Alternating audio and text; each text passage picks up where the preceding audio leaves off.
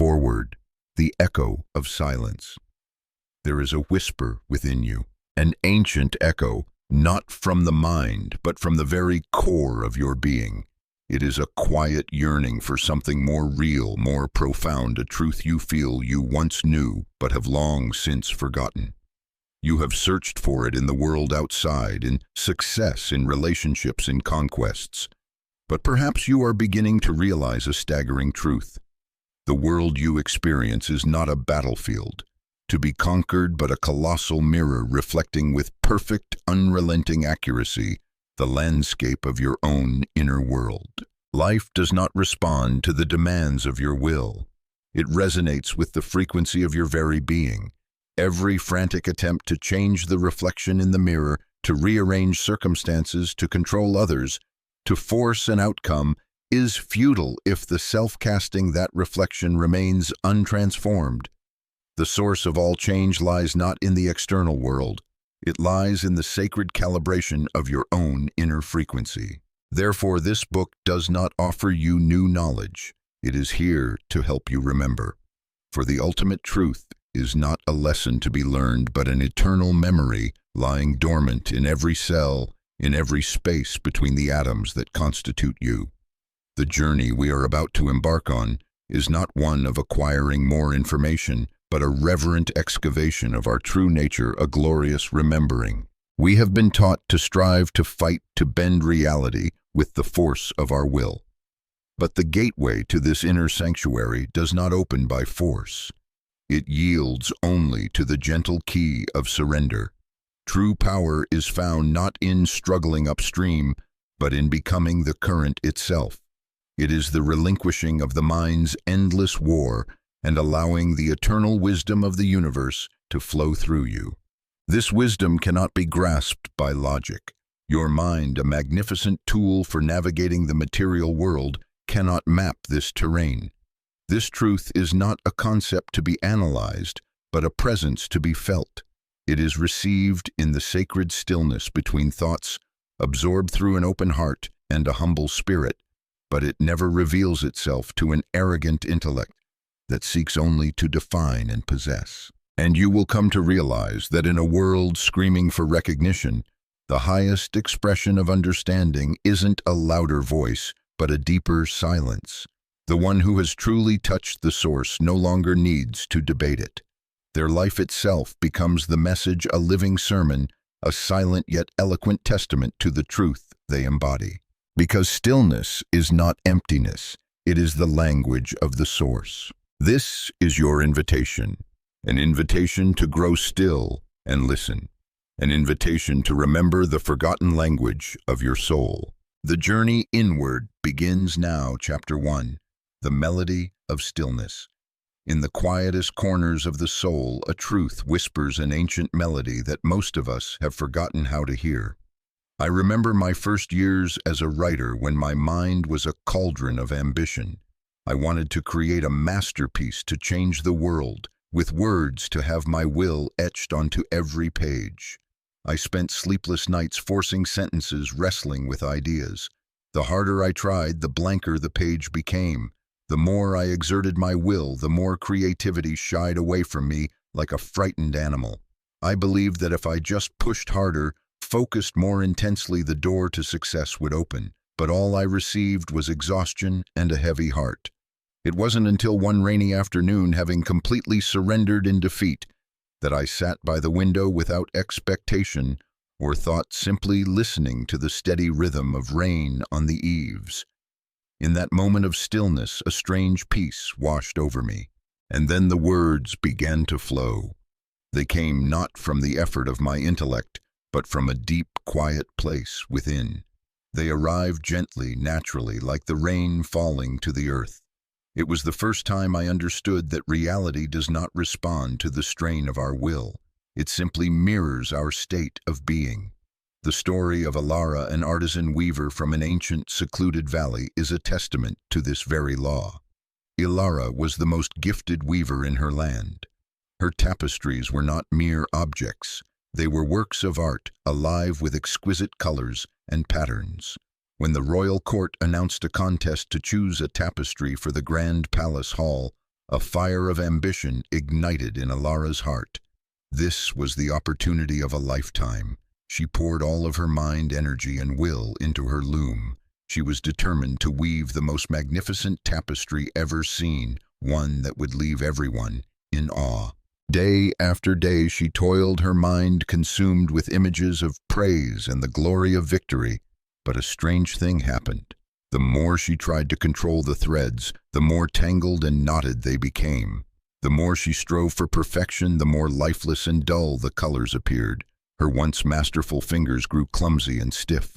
The tapestry, instead of becoming a masterpiece, was slowly turning into a chaotic mess, an exact reflection of the tension and despair in her soul. Disappointment gnawed at her. She had done everything, used all the force of her will, so why were the results so disastrous? In her despair, she abandoned the loom and wandered into the forest behind her cottage. She sat by a small stream, no longer thinking of the contest, no longer thinking of the tapestry. She was simply there. She listened to the water trickling over the stones, felt the cool breeze on her skin, and watched the sunlight dance on the forest floor as it filtered through the leaves. She wasn't trying to do anything. She simply allowed herself to exist in the stillness of nature. In that space of stillness, the space that exists just before thought, a quiet transformation occurred.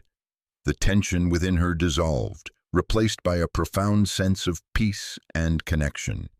When she returned to her loom, Alara no longer carried a plan or an ambition. She let her hands move freely. She no longer chose colors with her mind, but with her intuition. The threads flowed through her fingers like the stream in the forest. She wasn't weaving a picture of the forest.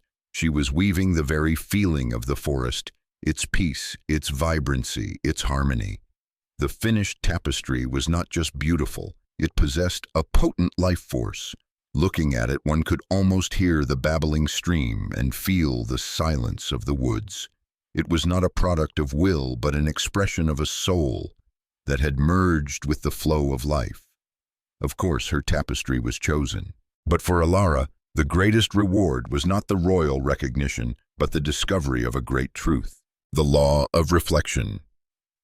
Alara's story and my own experience both point to a fundamental law of the universe, a law that operates independently whether we believe in it or not, just like the law of gravity. Reality responds to vibration, not to willpower. The universe does not understand the language of words, please, or struggle. It responds to one language only, the frequency of your vibration. This is the quiet core state of who you are. It doesn't hear what you want. It feels who you are. When Alara was tense and ambitious, her tapestry reflected that chaos. When she was peaceful and still, her tapestry manifested that harmony. Power lies in the space before thought. The true source of power to shape reality is not found in complex intentions or fierce desires. It resides in the silent space just before a thought is born. This is the state of pure awareness. To touch that space is to touch the control center of creation. Letting go of control is the key to harmony. The more we try to control, resist, and fight, the more chaotic life becomes. Conversely, when we let go of control, quiet the mind, and allow our being to rest, things naturally rearrange themselves into a state of harmony around that stillness. In the world of these invisible laws, the surrender of effort is the most powerful action of all. Practice holding in the field of awareness.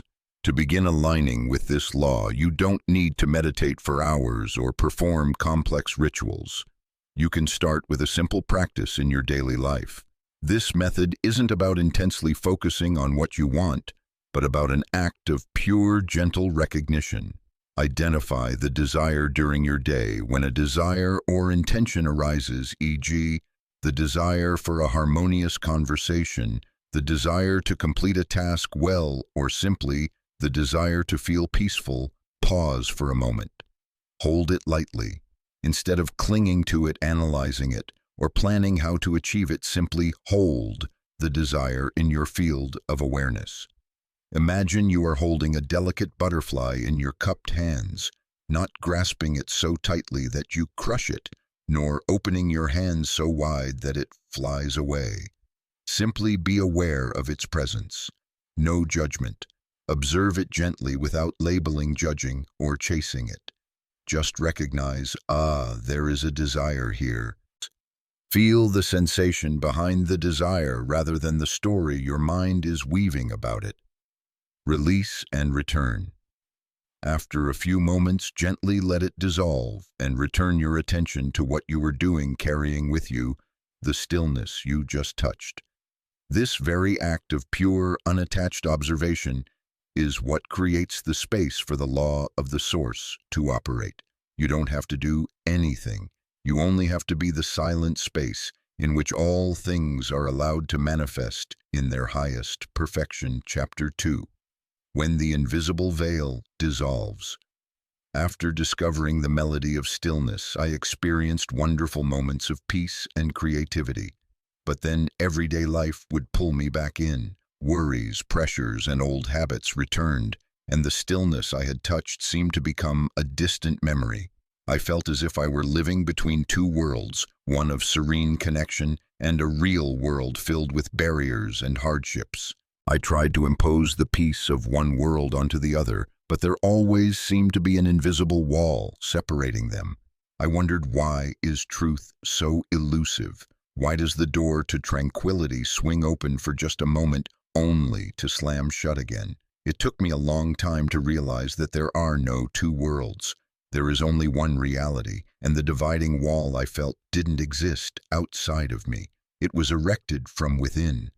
The problem wasn't that truth was hiding, but that I was viewing life through a veil woven from my own thoughts.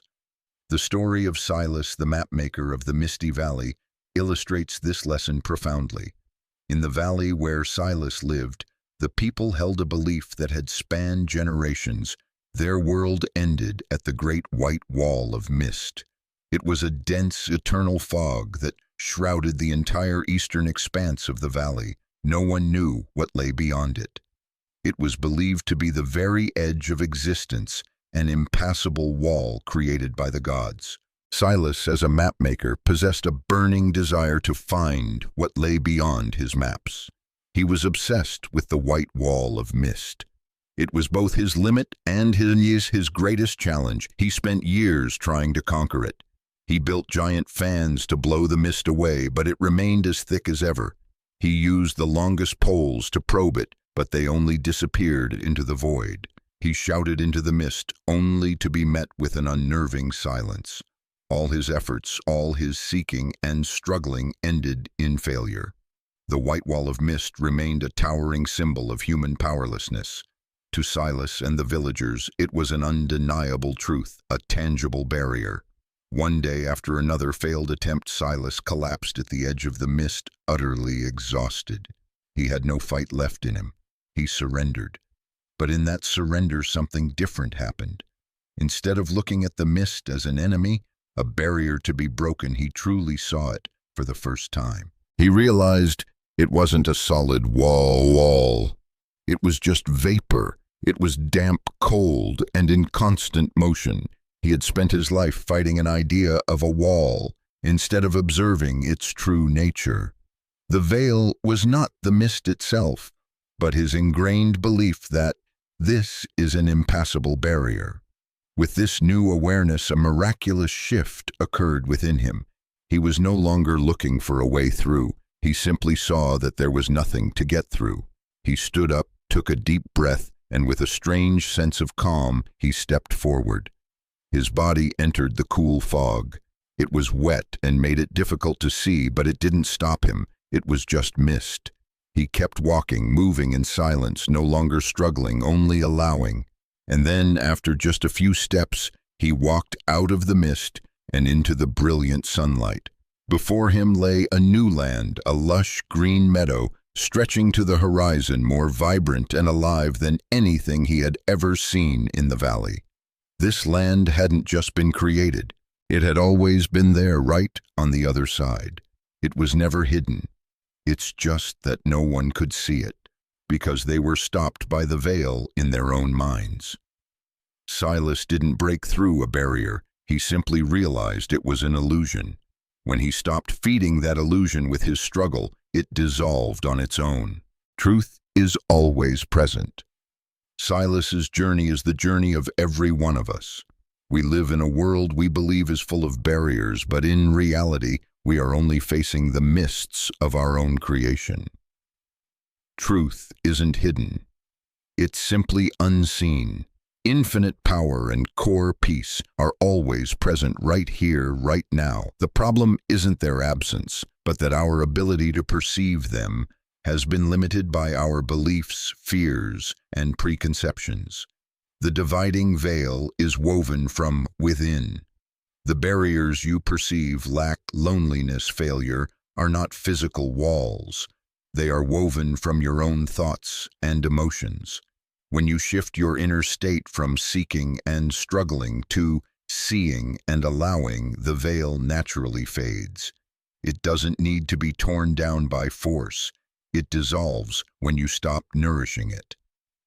Perception shapes reality, not circumstance. Silas didn't change the mist. He changed his perception of it, and his reality expanded. Likewise, you don't need to change the external world. You only need to change the lens through which you see it. When you shift your perception from anxiety to trust, from lack to abundance, external circumstances will automatically begin to reorganize to match that new vibrational frequency. Awareness is alignment. Recognizing this law isn't about learning to activate or control it at will. Awareness simply allows you to move in harmony with the flow that already exists. It is the shift from being a passive person tossed about by the waves to becoming an intentional surfer enjoying and moving with the very same waves. Practice the lens of acceptance. This exercise helps you begin to dissolve your own perceptual veil, not by fighting it, but by changing your lens. Identify your mist. Think of a problem or a barrier in your life right now. It could be a difficult relationship, a tight financial situation, or a feeling of being stuck. This is your white wall of mist. Observe the story. Listen to the story your mind is telling about this situation. It might be, "This is terrible, I'll never get past this," or "This is too big of an obstacle." Recognize that these stories are what weave the veil, turning the mist into a solid wall. Remove the label. For a moment, experiment with removing the label problem or barrier from the situation. Don't try to like it or pretend it doesn't exist. Simply stop calling it a problem. Ask a new question. Instead, ask neutrally, if this isn't a barrier, what is it? Perhaps it is just a set of circumstances, a form of life's weather, an experience, a signal that an inner shift is needed. Feel the shift. When you stop fighting the wall, you will feel a shift in your energy. The tension will decrease. From this new space, like Silas, you may begin to see pathways you didn't see before. The way forward isn't through the barrier, but in the realization that it was never truly there. Chapter 3. The Journey of Remembering. As the invisible veil of perception began to thin, as I stopped seeing the world as a collection of barriers, a strange feeling came over me. The peace I felt wasn't new. The profound sense of connection to all things was not some foreign land. On the contrary, it felt startlingly familiar. It was like returning to a childhood home after years away, where every corner evokes a memory you thought was lost. I suddenly realized that this spiritual path was not a conquest, to gain things I never had. It was a journey of remembering what I have always possessed. I recall an afternoon when cleaning out an old attic, I found a small wooden box. Inside were a few shimmering pebbles and a dry, pressed leaf. I couldn't remember when I had saved them, but as my fingers touched them, a pure sense of wonder washed over me. It was the feeling of my inner child, the child who believed that stones could whisper secrets and that every leaf was a map to a hidden treasure. In that moment, I didn't learn anything new. I simply remembered a way of seeing the world, a truth that had been buried under layers of adulthood and practicality. The story of Lyra, the keeper of the great library, is also such a journey of return. Lyra was the embodiment of order and logic. Under her management, the great library, which housed the knowledge of the entire kingdom, ran with perfect efficiency. Every book was categorized, every scroll numbered. She lived by verifiable facts, figures, and clear texts. But in the dead of night, among the silent shelves, Lyra felt an unnameable emptiness. She often had strange dreams, not of letters and words, but of melodies. Haunting tunes, both foreign and familiar, echoed in her mind. Sometimes in the middle of the day, while examining an ancient manuscript, a sudden feeling of knowing would rise in her chest, a certainty about something that had no evidence to support it. She would quickly dismiss these as products of a tired brain. To Lyra, anything that could not be explained in words was meaningless. One day, while reorganizing a long-forgotten archive, her hand brushed against a small, dust-covered wooden object. It was a simple flute. As she picked it up, a wave of memory so powerful, it made her dizzy washed over her. She saw an image of a little girl with tangled hair sitting by a stream, not playing the flute but letting the wind blow through it to create music. That little girl wasn't reading sheet music. She was listening to the song of the water and the melody of the leaves. That little girl was her. She had completely forgotten. She had once been a child who could hear music in everything, a child whose connection to the world was pure, unclouded by definitions and rules. The veil of her perception had been thin. Then, the flute, the dreams of melodies, the sudden feelings of knowing, they weren't random. They were echoes, reminders from a deeper part of her, a part that had never forgotten its true nature. Intuition is the memory of the soul. Lyra brought the flute to her lips. Her logical mind did not remember how to play, but her hands did. A melody began to rise, not a composed song, but a flow of emotion, of memory. It was the melody of loss, of forgetting, and then of the joy of being found. The music spread through the silent halls of the library, breathing soul into the dry, lifeless letters. Lyra hadn't learned a new skill. She had recovered a lost part of herself. She realized that the greatest wisdom wasn't in the books she kept, but had always existed within her, waiting to be remembered. Her awakening was not a step forward, but a homecoming. The wisdom was always here. Lyra's journey is a reminder that we are not starting from scratch. Our souls carry an ancient wisdom and eternal truth. Awakening is a homecoming. Enlightenment is not about climbing a mountain to find a guru, but about digging deep within to meet your true self. You don't need to build a new person. You only need to shed what is not you, so that your true essence can be revealed. You are remembering the wholeness that was always yours. The soul speaks a language beyond words. The source does not speak in the language of logic. It communicates through symbols, feelings, dreams, and synchronicities. A shiver down your spine when you hear a piece of music, an idea that pops into your head from nowhere, an animal that appears unexpectedly and gives you a profound sense of meaning. This is the language of the soul, memories stirring to get your attention. Childhood is a treasure trove of pure wisdom. Look back at your childhood memories. Before you were taught what is possible and what is not, how did you see the world in your make-believe games, in your conversations with invisible friends? In your fascination with the smallest things lie the seeds of the truth. You were taught to forget. Actively remember to reconnect. We can intentionally rebuild the bridge to our lost wisdom. Instead of only seeking answers outside, begin to ask questions within. The act of turning inward and inviting forgotten memories to the surface is a powerful act of self-recovery and reunification. Practice a dialogue with your forgotten wisdom. This exercise is an invitation to begin your own journey of remembering. It is not a memory test, but a dialogue with the deepest part of you. Find a quiet space. Sit down in a place where you feel safe and will not be disturbed. Evoke a feeling. Close your eyes and allow an image or a feeling from your childhood to surface. It doesn't have to be a specific memory. It could just be the sensation of running barefoot on grass or the feeling of safety in someone's arms. Let yourself sink into that feeling. Ask a sacred question. While you are in that connected state, gently ask a question of your inner child, your true self. You can ask silently in your mind or write it down, my true self. What is the most important thing I have forgotten about you? Listen, don't search. After asking the question, release all expectations. Do not try to think of the answer.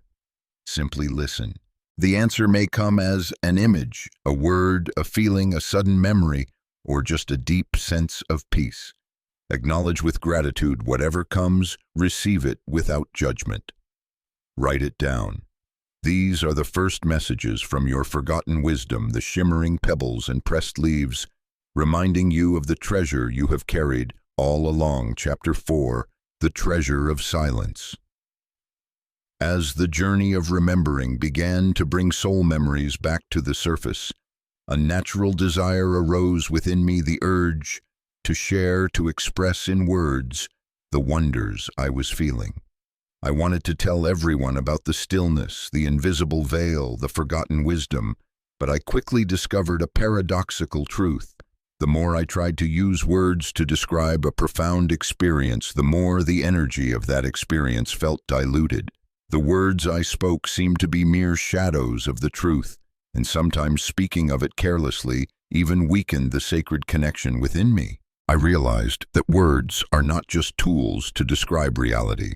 They are one of the most powerful tools for creating reality. And like any powerful tool, if used unconsciously, they can do more harm than good. I learned that before words can become a magic wand, they must be forged in silence. The story of Finian the storyteller of the mountainside village is a living testament to this law. Finian had a natural gift. He could weave captivating stories out of anything. The villagers adored him, and every evening they would gather around the fire to listen to him. But to keep his stories dramatic, Finian often embellished them with gossip, complaints, and exaggerated tragedies. He spoke of failed harvests, of suspicion between neighbors, of ill omens he believed he saw. He thought these were just harmless words, a form of entertainment. He didn't realize that every word he spoke was a seed sown into the consciousness of the entire village. Gradually, a gloomy epidemic began to spread, not a sickness of the body, but of the spirit. The harvests actually grew worse because the farmers lost hope. The suspicion he narrated turned into real arguments. The village's energy became heavy and stagnant, an exact reflection of the grim tales Finian was spreading each night. He, the storyteller, had unintentionally become the architect of a sad reality with his own words. In the midst of this, Finian noticed an old stone sculptor who lived quietly on the edge of the village. The man rarely spoke, yet the statues he created radiated a powerful peace and vitality. Curious, Finian went to him, launching into one of his sensational stories to impress the old man. The sculptor listened in silence, then handed Finian a small chisel and pointed to a rough block of granite. "Every strike of the chisel," the sculptor said, his voice deep and deliberate, "removes a piece that is not needed so the form within can be revealed. You use your words like wild hammer blows shattering the whole stone. I use silence to see the form first, then I only chisel away what is necessary." Those words awakened Finian. He began to observe the sculptor. The old man would sit for hours beside a block of stone, doing nothing, just looking and feeling. The sculptor explained that this was when he gathered his power. Silence wasn't emptiness, it was a space where intention could crystallize and strength could accumulate. Only when he could clearly see the statue hiding inside the stone did he begin to work. Every strike of his chisel was intentional, a deliberate act of creation. Finian understood. He had been squandering his treasure. His words were a form of cosmic currency, and he had been spending them wastefully on things that were worthless, even toxic. he decided to change. He stopped telling stories for a time. Instead, he learned to be silent like the sculptor. He walked through the village not to find sensational tales, but to observe the quiet goodness, a resilient wildflower growing from a crack in a rock, a mother humming a lullaby to her child, two neighbors sharing their last loaf of bread. When he began to tell stories again, his words were completely different. They no longer tumbled out in a rush. They were carefully chosen, born from stillness and a clear intention. He spoke of the wildflower's strength, of the lullaby's warmth, of the villager's kindness. These new stories, these wisely invested words, became healing vibrations. Slowly, hope returned. People began to help one another. The energy of the village shifted. They weren't just hearing a story, they were being reminded of their own noble nature. Finian had learned to use words not to describe the world, but to bless it. Cultivating your garden. Finian's lesson is an eternal truth. Your words are not fleeting sounds. They are energetic vibrations, creative commands sent out into the universe. There are no neutral words. Every word spoken is either constructive or destructive. A complaint is a prayer for what you do not want. A kind word is a brick in the foundation of a better world. Realize that you are always creating, whether you are conscious of it or not. Silence is the wellspring of power. Careless talk and idle gossip dissipate your creative energy. Intentional silence is an act of reclaiming your power. It allows your intentions to become clear and your words to gain weight. Before you speak, learn to pause in a moment of silence. Treat your words as treasure. Your words are a precious asset. Stop spending them on criticism, judgment, or stories that diminish you and others. Instead, invest them wisely in positive affirmations, sincere gratitude, and uplifting encouragement. Intention precedes manifestation. A word spoken from a silent mind and a clear intention has 1,000 times more power. Learn to speak less, but let every word be a conscious act of creation, a blessing for yourself and the world. Practice cultivating your garden of words. This exercise helps you shift from being an unconscious spender of words to a conscious gardener planting beautiful seeds with your speech. The complaint. Fast, challenge yourself to go one full day without uttering a single complaint, no matter how small. When a complaining thought arises, simply observe it in your mind and let it pass without giving it the power of sound. This will help you realize how much energy you may have been wasting on negativity. Invest a conscious compliment. Each day, choose one person and give them a truly sincere and specific compliment. Not a hollow platitude, but an observed recognition. For example, instead of "good job," try, "I really admire how patiently you handled that difficult situation." Feel the energy created by this investment. The gateway of silence. Before entering an important conversation or answering a question, make it a habit to take one deep breath and pause in silence for 2 to 3 seconds. This brief pause allows you to respond from a place of stillness and intention rather than reacting automatically. The end of day blessing. Before you sleep, say either silently or aloud a simple blessing for yourself, a loved one, or the world. For example, "May I be peaceful, may all beings be happy." This is how you use your words to end the day in an energy of creation and love.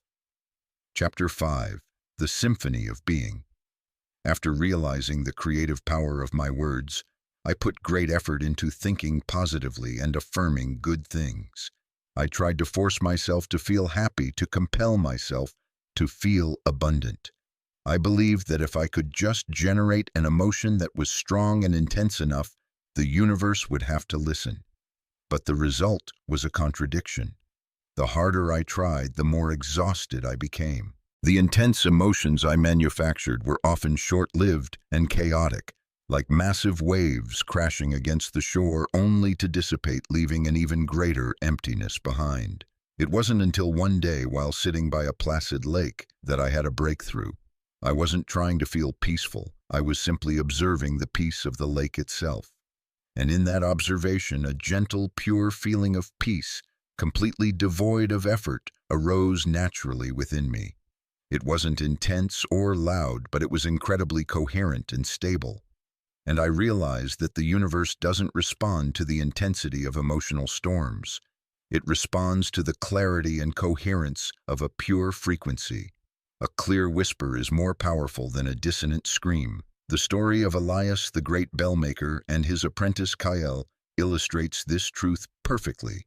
Their city needed a new bell for its central tower, a great bell whose resonance was believed to bring harmony and prosperity to the entire region. Kael, the young and passionate apprentice, believed that to create the most powerful bell, everything had to be at maximum intensity. He used the hottest fire, the strongest hammer blows, and a seething determination. He worked day and night, his sweat and his frustration. When things didn't go his way, all poured into his work. He successfully cast several bells. They were enormous, and when struck, their sound was incredibly powerful. But it was a chaotic sound. It was jarring, dissonant, and created a sense of unease in those who heard it. Its intensity was immense, but its frequency was chaotic and scattered. Kael didn't understand that his own restlessness and fierce ambition had been infused into the alloy, creating a bell that carried the exact dissonant frequency of its maker. Elias, the master, worked in a completely different way. To him, the entire being of the bellmaker was an instrument, and that instrument had to be tuned before it could create a masterpiece. Before each casting, Elias didn't rush to start the fire. He sat in silence, closed his eyes, and tuned his own inner state. He breathed deeply, quieting his thoughts, until he could feel an unwavering peace, a coherent and still frequency from deep within his chest. He explained to Kael, "You cannot create harmony from a chaotic heart. The bell is not just made of bronze and tin. It is made from the stillness of the bellmaker. Your frequency will become the soul of the bell." When Elias began to work, every one of his movements was calm, rhythmic, and intentional. He didn't use brute force, but an understanding of the law of resonance. When his great bell was completed and rung for the first time, its sound was not the loudest, but it was astonishingly clear, resonant, and pure. Its frequency was coherent and stable, spreading through the valley like a wave of peace, touching the heart of every citizen and bringing a sense of well-being and connection. Elias hadn't just cast a bell. He had manifested the frequency of harmony into physical sound, the language of frequency. This story holds one of the deepest secrets of creation. Before thought and before words, it is your vibrational frequency that is the language the universe understands best. Frequency matters more than emotional intensity. An intense but unstable emotion is just noise. A state of peace, love, or gratitude, no matter how subtle, is a clear laser signal with immense creative power if it is pure and stable. Aim for clarity of frequency, not the volume of emotion. You are a living instrument of creation. Your entire being is an instrument. Every thought strikes a chord. Every emotion creates a note. The question is, what symphony are you playing? Is it melodious and harmonious, or is it dissonant and chaotic? Inner dissonance attracts external chaos. This is the inescapable law of resonance. An inner state of conflict, anxiety, or fear will emit a corresponding vibration. This frequency will automatically, like a magnet, attract circumstances, people, and events that share that same chaotic frequency. You are not a victim of a chaotic world. You are playing the music that invites the chaos in. You have the ability to tune yourself. The good news is that your frequency is not your destiny. Like Elias, you have the ability and the responsibility to consciously tune your own instrument. You can shift from a state of anxiety to peace, from fear to trust, through mindful practices. Vibration is the foundation of all manifestation. This is the key at the most fundamental level. Before you speak an affirmation, before you visualize a goal, the first and most important action is to tune your frequency. When you master your vibration, you are mastering the very source of all creation. Practice tuning your inner instrument. This exercise does not use the intellect, but your own body to recalibrate your vibrational frequency, moving you from a state of dissonance to greater harmony. Feel the current note. Sit comfortably with a straight back. Close your eyes and place a hand on your chest. Don't try to change anything. Simply feel. Is there tension or heaviness? Is there an anxious or restless vibration? Without judgment, simply acknowledge the note your body is currently playing. Create resonance. Begin to make a gentle, sustained sound from deep within your chest, like Keep the sound stable and soft.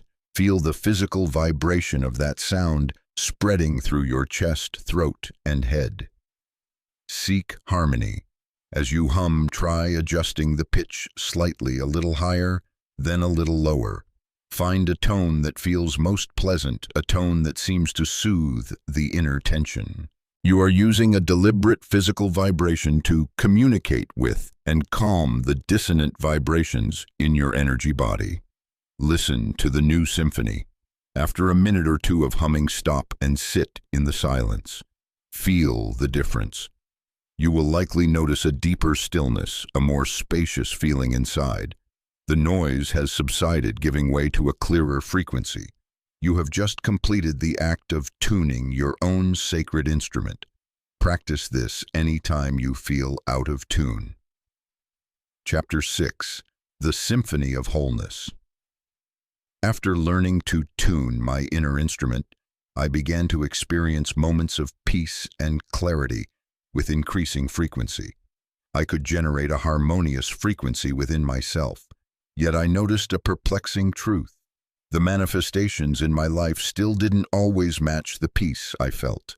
I could sit in serene meditation in the morning only to find myself acting with haste and anxiety at work in the afternoon.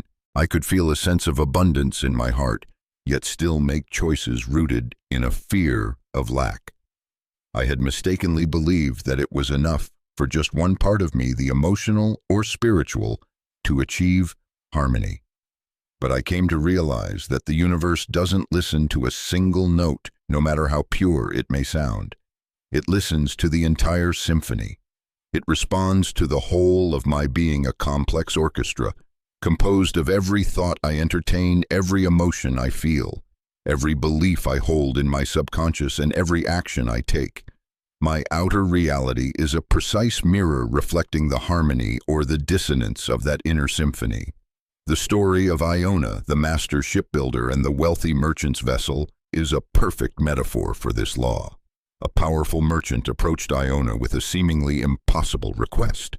He wanted her to build the greatest ship ever known, a vessel that was as swift as a swallow could carry an immense cargo and was sturdy enough to withstand the most ferocious storms. Iona, with the wisdom of one who had spent a lifetime listening to the language of wood and sea, simply shook her head. She explained, "Sir, you are asking me to build 3 different ships within a single hull. A ship built for speed must be long and light. A ship built for heavy cargo must have a wide, strong base. A ship built to withstand storms must have heavy reinforcing beams. These 3 desires are not just different, they are in opposition to one another. If I try to combine them all, I will create a ship that is torn apart from within. It will be slow, unwieldy, and will break apart in the first great storm. This ship would be the embodiment of the contradiction in your own request." The merchant was furious at first, but Iona led him to the shore. She pointed to a flock of seagulls gliding on the wind. "Look," she said, "every part of that bird serves a single purpose: to fly. Its bones are hollow for lightness. Its wings are broad to catch the wind. Its body is streamlined to reduce drag. Not a single part of it works against the purpose of flight. That is divine alignment. That is why it can master the sky. The merchant's eyes changed. He understood. The failure of many of his ventures was not due to external circumstances, but to the contradictions within himself. He wanted wealth, but feared risk. He desired power, but shrank from responsibility. He turned back to Iona. "You are right. Build me a single ship, a messenger ship. Let its sole purpose be speed. Let every plank of wood, every inch of sail serve only speed." With a unified intention, Iona set to work. She created a masterpiece. The ship was elegant, powerful, and when it launched, it cut through the water as fast as an arrow. It was not the largest or the sturdiest ship, but it was the most authentic to its purpose. It was a complete symphony where every part resonated toward a single goal: the power of alignment. Your life is like the merchant's ship. It will only become truly powerful and move in the right direction when every aspect of you flows as one. The universe responds to your entire being, not just your desires. You cannot cheat the law. You cannot think a prosperous thought for 5 minutes and then spend the next 23 hours living in worry, expecting a result. The universe is listening to all 24 hours. It responds to your energetic average. Power lies in alignment. When your thoughts, "I want a loving relationship," your emotions, the feeling of love and trust, your deep-seated beliefs, "I am worthy of love," and your actions, opening your heart, being kind to yourself and others, all point in the same direction. That is when miracles happen. Your energy is no longer scattered. It becomes a powerful laser beam capable of shaping reality. Internal dissonance scatters your power. When you say, "I believe in myself," but your actions are hesitant and fearful, you are sending two contradictory signals. Like someone pressing the gas and the brake at the same time, you will stay in one place, burning all your energy for nothing. Integrate, don't fight. The path to alignment is not through suppressing or hating the negative parts of yourself, your fear, your doubt. It is a process of understanding and integration. See your fear as a child that needs to be soothed, not an enemy to be vanquished. Gently guide it to walk the path with you, rather than trying to cast it aside. Self-inquiry is the key to alignment. A request only has true power when it comes from a fully unified being. Before you ask anything of life, practice honest self-inquiry to bring your own contradictions into the light. Practice the inner compass. This exercise is a tool to check your own alignment. It helps you identify where your energy is leaking or canceling itself out. Get a pen and a notebook. Identify your intention, the ship's destination. At the top of the page, write down one thing you truly desire in a clear and simple statement. Example: I want to experience creative and fulfilling work. Examine your thoughts. The map below that list all your thoughts related to this intention, both positive and negative. Be brutally honest. Example: that kind of work would be amazing, but also, I'm not talented enough. Other people are better than me. It's so hard to find a job like that. Check your emotions. The wind. Now close your eyes and think about this intention. What feelings arise in your body? Write them all down. Example: excitement, joy, but also a knot in my stomach, anxiety, a heaviness in my shoulders, burden. Review your actions. The rudder. Finally, list the actions you have taken or not taken in the past week related to this goal. Example: I spent an hour painting, but also I scrolled on social media for hours to procrastinate.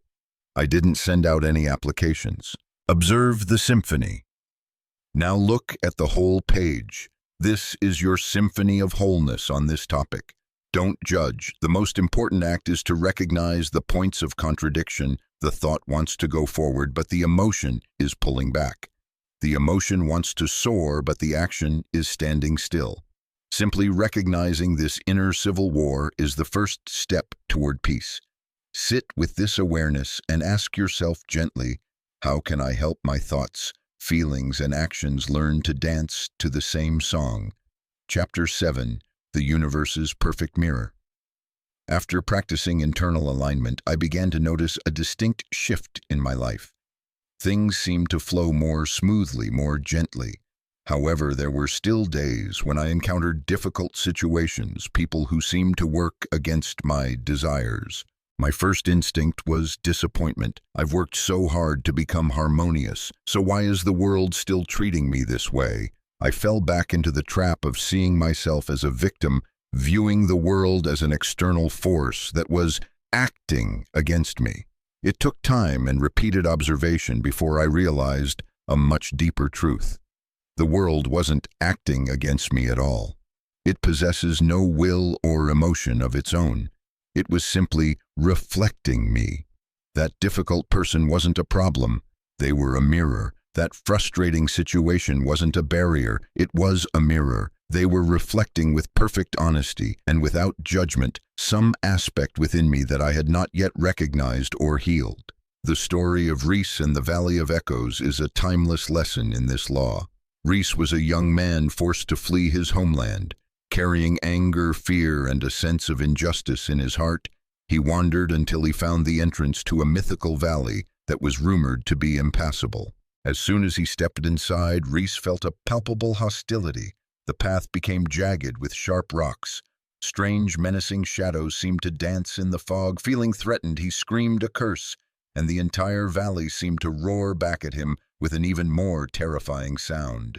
Panicked, he picked up a stone and threw it at a shadow, and immediately a small rockslide broke loose near where he stood. Reese was convinced this was a cursed land, a living entity trying to harm him. He kept asking in despair, "Why is this valley treating me like this? Why does it want to kill me?" He saw himself as the victim of a malevolent force. Exhausted and desperate, Reese collapsed with no strength left to fight. In that forced stillness, he began to truly observe for the first time. He noticed a small, deep purple flower growing tenaciously from a crack in a rock. For a moment his anger subsided, replaced by a feeling of sincere admiration for its beauty and resilience. As that feeling arose in him, something magical happened. Around that first flower, several other buds, as if infused with life, began to open. Reese was stunned. He decided to try an experiment. He closed his eyes and instead of thinking about injustice, he focused on the image of his beloved teacher with a feeling of deep gratitude. Instantly, a warm, gentle breeze swept through, clearing away some of the fog. The dark shadows seemed to shrink. In that moment, he understood. The valley had no will of its own. It was neither good nor bad. It was a perfect mirror. It didn't react to him. It reflected him. The thorny path was a reflection of his own sharp thoughts. The dark shadows were the embodiment of his fear. The roar was the echo of his own anger. It was simply showing him what he had brought inside. This realization changed everything. Reese was no longer a victim. He was the creator. He stopped trying to change the valley and began to change himself. He sat down, breathed, and actively cultivated peace in his mind and forgiveness in his heart. As he did, the path before him gradually smoothed out. The sharp rocks seemed to recede. As he nurtured courage, the shadows dissolved, revealing beautiful, sparkling quartz formations. He didn't conquer the valley. He aligned with himself and the valley. A faithful mirror reflected that alignment back to him. You are the source of every experience. Reese's journey is the journey of every one of us. We are all walking through a giant valley of echoes, often without realizing that we are the ones creating the echoes. The universe operates through reflection, not reaction. The world doesn't love or hate you. It simply mirrors you. The person who treats you rudely may be reflecting your own inner harshness toward yourself. The lack you experience may be reflecting a deep-seated belief that you are unworthy. Experience flows through you, not to you. This is the most critical perceptual shift for reclaiming your power. Circumstances are not random external events that happen to you. They are the crystallization of the energy flowing from within you. You are the source, not the destination. External resistance is an echo of internal dissonance. When life gets difficult, stop looking outside for someone to blame. That resistance is a gift. It is an honest signal telling you that there is some dissonance within you that needs your attention and healing. Change your question to reclaim your power. As long as you ask, "Why is this happening to me?" you remain a victim. The moment you bravely ask, "What in me is creating this experience?" you become the master. The second question isn't for self-blame, but to find the very point where you can affect change. Life is a continuous opportunity for self-awareness. Every interaction, every event, joyful or painful, is a message from the universe. It is a mirror held up so that you can see yourself more clearly. Learning to read these mirrors is the art of living a conscious life. Practice reading the reflection. This exercise helps you turn life's challenges into opportunities for self-understanding and transformation. Choose your mirror. Think of a situation or person that is causing you irritation or resistance right now. It could be a difficult colleague, a recurring financial problem, or a health issue. Describe objectively. On a piece of paper, write down what is happening as objectively as possible. Record only the facts without emotion or interpretation. Example, "My friend canceled our plans at the last minute," instead of "My friend doesn't respect me." Listen to the victim voice. Answer the question, "Why is this happening to me?" Let the victim voice inside you have its say. Example, "Because people always let me down," or "Because I'm not important enough." Notice how this answer places all the cause and power externally. Ask the empowering question. Now, take a deep breath. Look at this mirror and ask with sincere curiosity, "What is this situation reflecting back to me?" Or, "What energy in me, what fear, what belief is this mirror showing me?" Seek the truth with compassion. This step requires courage and honesty.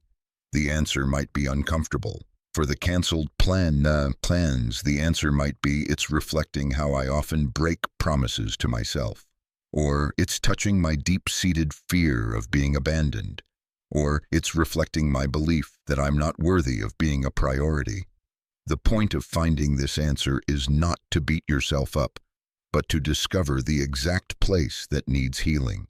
When you heal the inner world, the outer mirror will automatically reflect a new image. Chapter 8. The Sacred Call of Desire. Once I learned to read the universe's mirror, I began to notice something strange. The mirror didn't just reflect my fears and dissonances. In moments of stillness, it also reflected another image, a recurring vision of a version of myself living a different life. An image of an untapped potential, a secret longing I had long since buried. At first, I dismissed it as the voice of the selfish ego, as impractical wishful thinking. I had been taught that the spiritual path was one of renouncing desire, and so I tried to suppress that call. But the more I suppressed it, the more my life force drained away. Life became bland, like a meal without seasoning. I realized that rejecting my authentic desire was also a form of dissonance. It was an act of fighting against a powerful current that was trying to guide me. And then I understood the deepest, most burning and truest desires are not our own. They are the language of the universe itself, the way that life is trying to express a new potential through us. The story of Lena, the girl from the arid valley, is a powerful reminder of this truth. Lena was born and raised in a community of hard-working farmers where the land was everything. They lived and died by the soil. But from the time she was a child, Lena carried a secret, an intense and inexplicable longing. She was obsessed with the sea. She had never seen it, but she dreamed of it every night. She could feel the rhythm of the tides in her own pulse. She would draw endless waves in the dry dirt of the valley. Her family and community found her longing odd and useless. "Water is in the well, not in some faraway place," her father would say. "Our duty is to this land." Feeling guilty and selfish, Lena tried to bury her calling. She forced herself to work the fields, but her heart wasn't in it. With each passing day, she felt herself wilting just like the water-starved plants around her. Denying her desire was draining her of her very life. That year, a long drought fell upon the land, plunging the valley into desperation. As Lena sat beside a completely dry stream bed, a wise elder from the village approached her. She didn't speak of the drought. She simply looked deep into Lena's eyes and asked, "What is truly causing your heart to dry up?" For the first time, Lena dared to speak her truth. Through tears, she told the elder about the ocean, about her burning longing. The old woman smiled with a deep understanding. "Daughter," she said, "that call isn't your selfishness. It is the earth's way of remembering the ocean through your heart. It is life seeking a new path.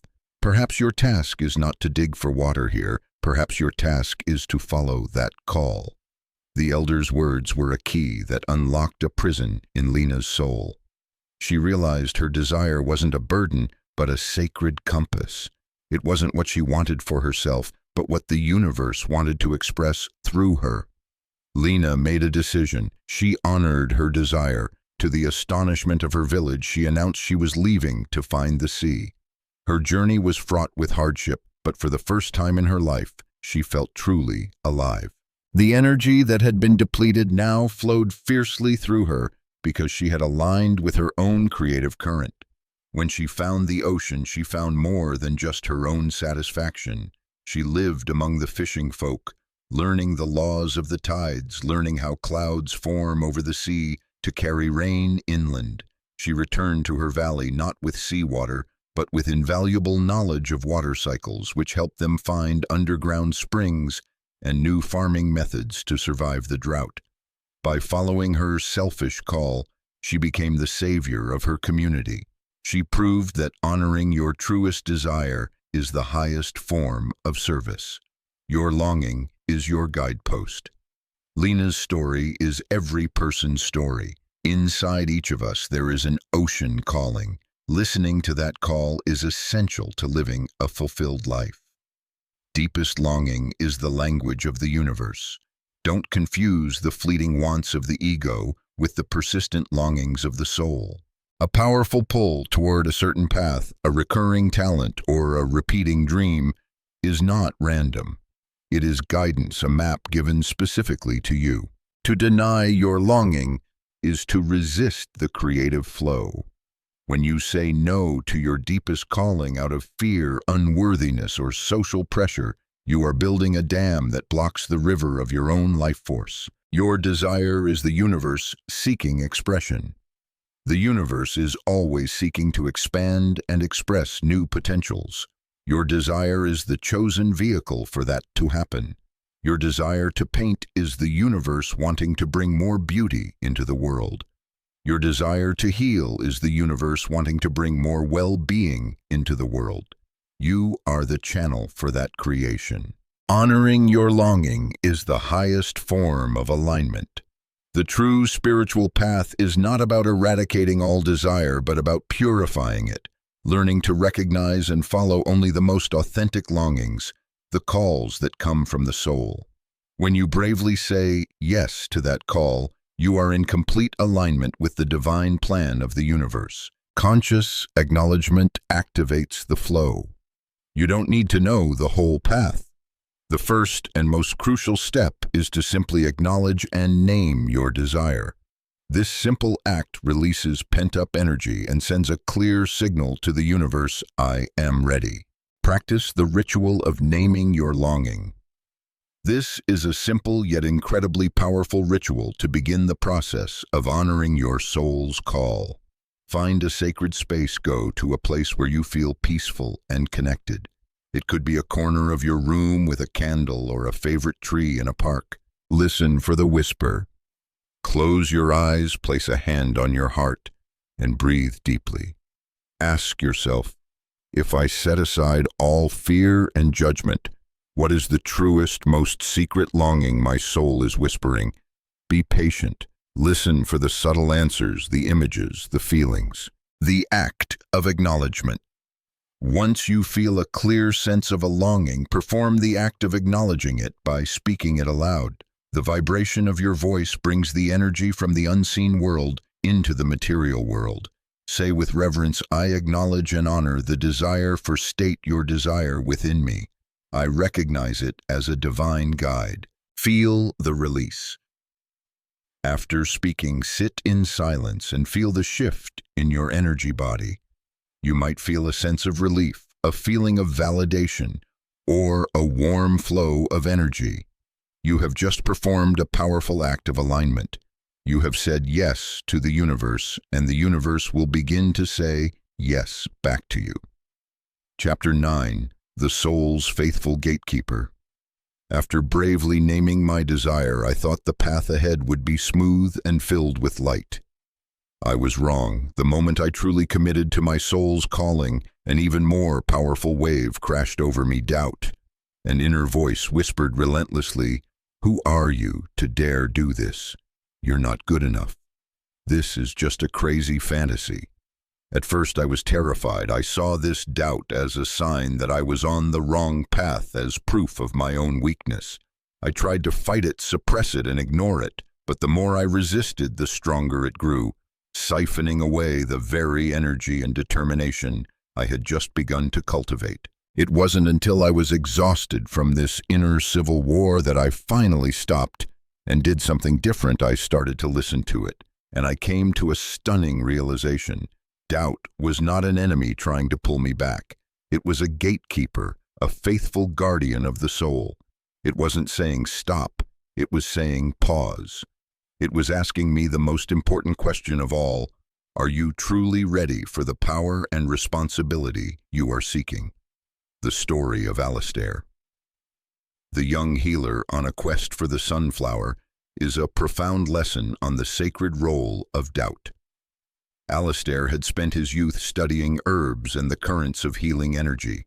He heard tales of a mythical flower, the sunflower, which grew on the highest mountain peak and could grant the one who found it the ultimate wisdom of healing. Determined to bring that power back to help his people, he began his journey. After overcoming countless physical trials, treacherous cliffs, and blinding snowstorms, Alistair finally neared the summit. He could see the brilliant golden light of the flower, but between him and his prize lay a bottomless chasm with no bridge to cross. As he stood in despair, a shimmering figure materialized in the air. It was not a monster, but a majestic gatekeeper radiating a silver light. The gatekeeper did not draw a sword. Its weapons were questions that bored directly into Alistair's soul, giving voice to his own deepest doubts. "Who are you to demand this flower?" the voice echoed. "Is your heart truly pure, or does it still hide the seed of arrogance? What will you do with this power? Are you certain you will not misuse it?" At first, Alistair tried to argue, to justify himself, to prove his worthiness. But the more he tried, the wider the chasm seemed to grow. He realized he could not defeat this gatekeeper with strength or reason. This being was an embodiment of truth itself. Exhausted, Alistair let go of his resistance. He sat down at the very edge of the chasm, and instead of arguing, he began a dialogue. He was speaking to the gatekeeper, but he was truly speaking to himself. "It's true," he whispered. "I am just an ordinary man, and it's true that I still carry fear and insecurity. I cannot promise with 100% certainty that I will never make a mistake, but I can promise that my deepest intention is to serve, not for my own gain." He was no longer trying to be perfect. He was simply being radically honest. He acknowledged his doubts, looked them straight in the eye, and in doing so, he refined his intention, making it purer and stronger than ever before. As Alistair became honest with himself, something miraculous happened. From where he sat, a bridge of pure light began to form, spanning the chasm. The gatekeeper did not disappear. It simply gave a nod of approval and stepped back. It had never been an obstacle to be defeated. It was a final test, a guardian, ensuring that only those who dared to face their own shadows and refine their inner truth were worthy of the gift. When Alistair walked across the bridge of light and touched the sunflower, his knowing was no longer a belief. It was an unshakable certainty, for it had been tested by fire. The soul's refining fire. Alistair's journey reminds us that doubt is not a punishment, but a privilege. Doubt is a pause, not a period. When doubt appears, the universe isn't telling you to turn back. It's inviting you to pause, breathe, and look within. It is a necessary stillness to fortify your foundation before you build the next level. Doubt is the gatekeeper of power. Doubt protects you from stepping into a role you are not yet ready for. It ensures that you have built the necessary humility, integrity, and clarity before being granted greater power. Be grateful for this faithful guardian. Doubt is the fire that refines truth.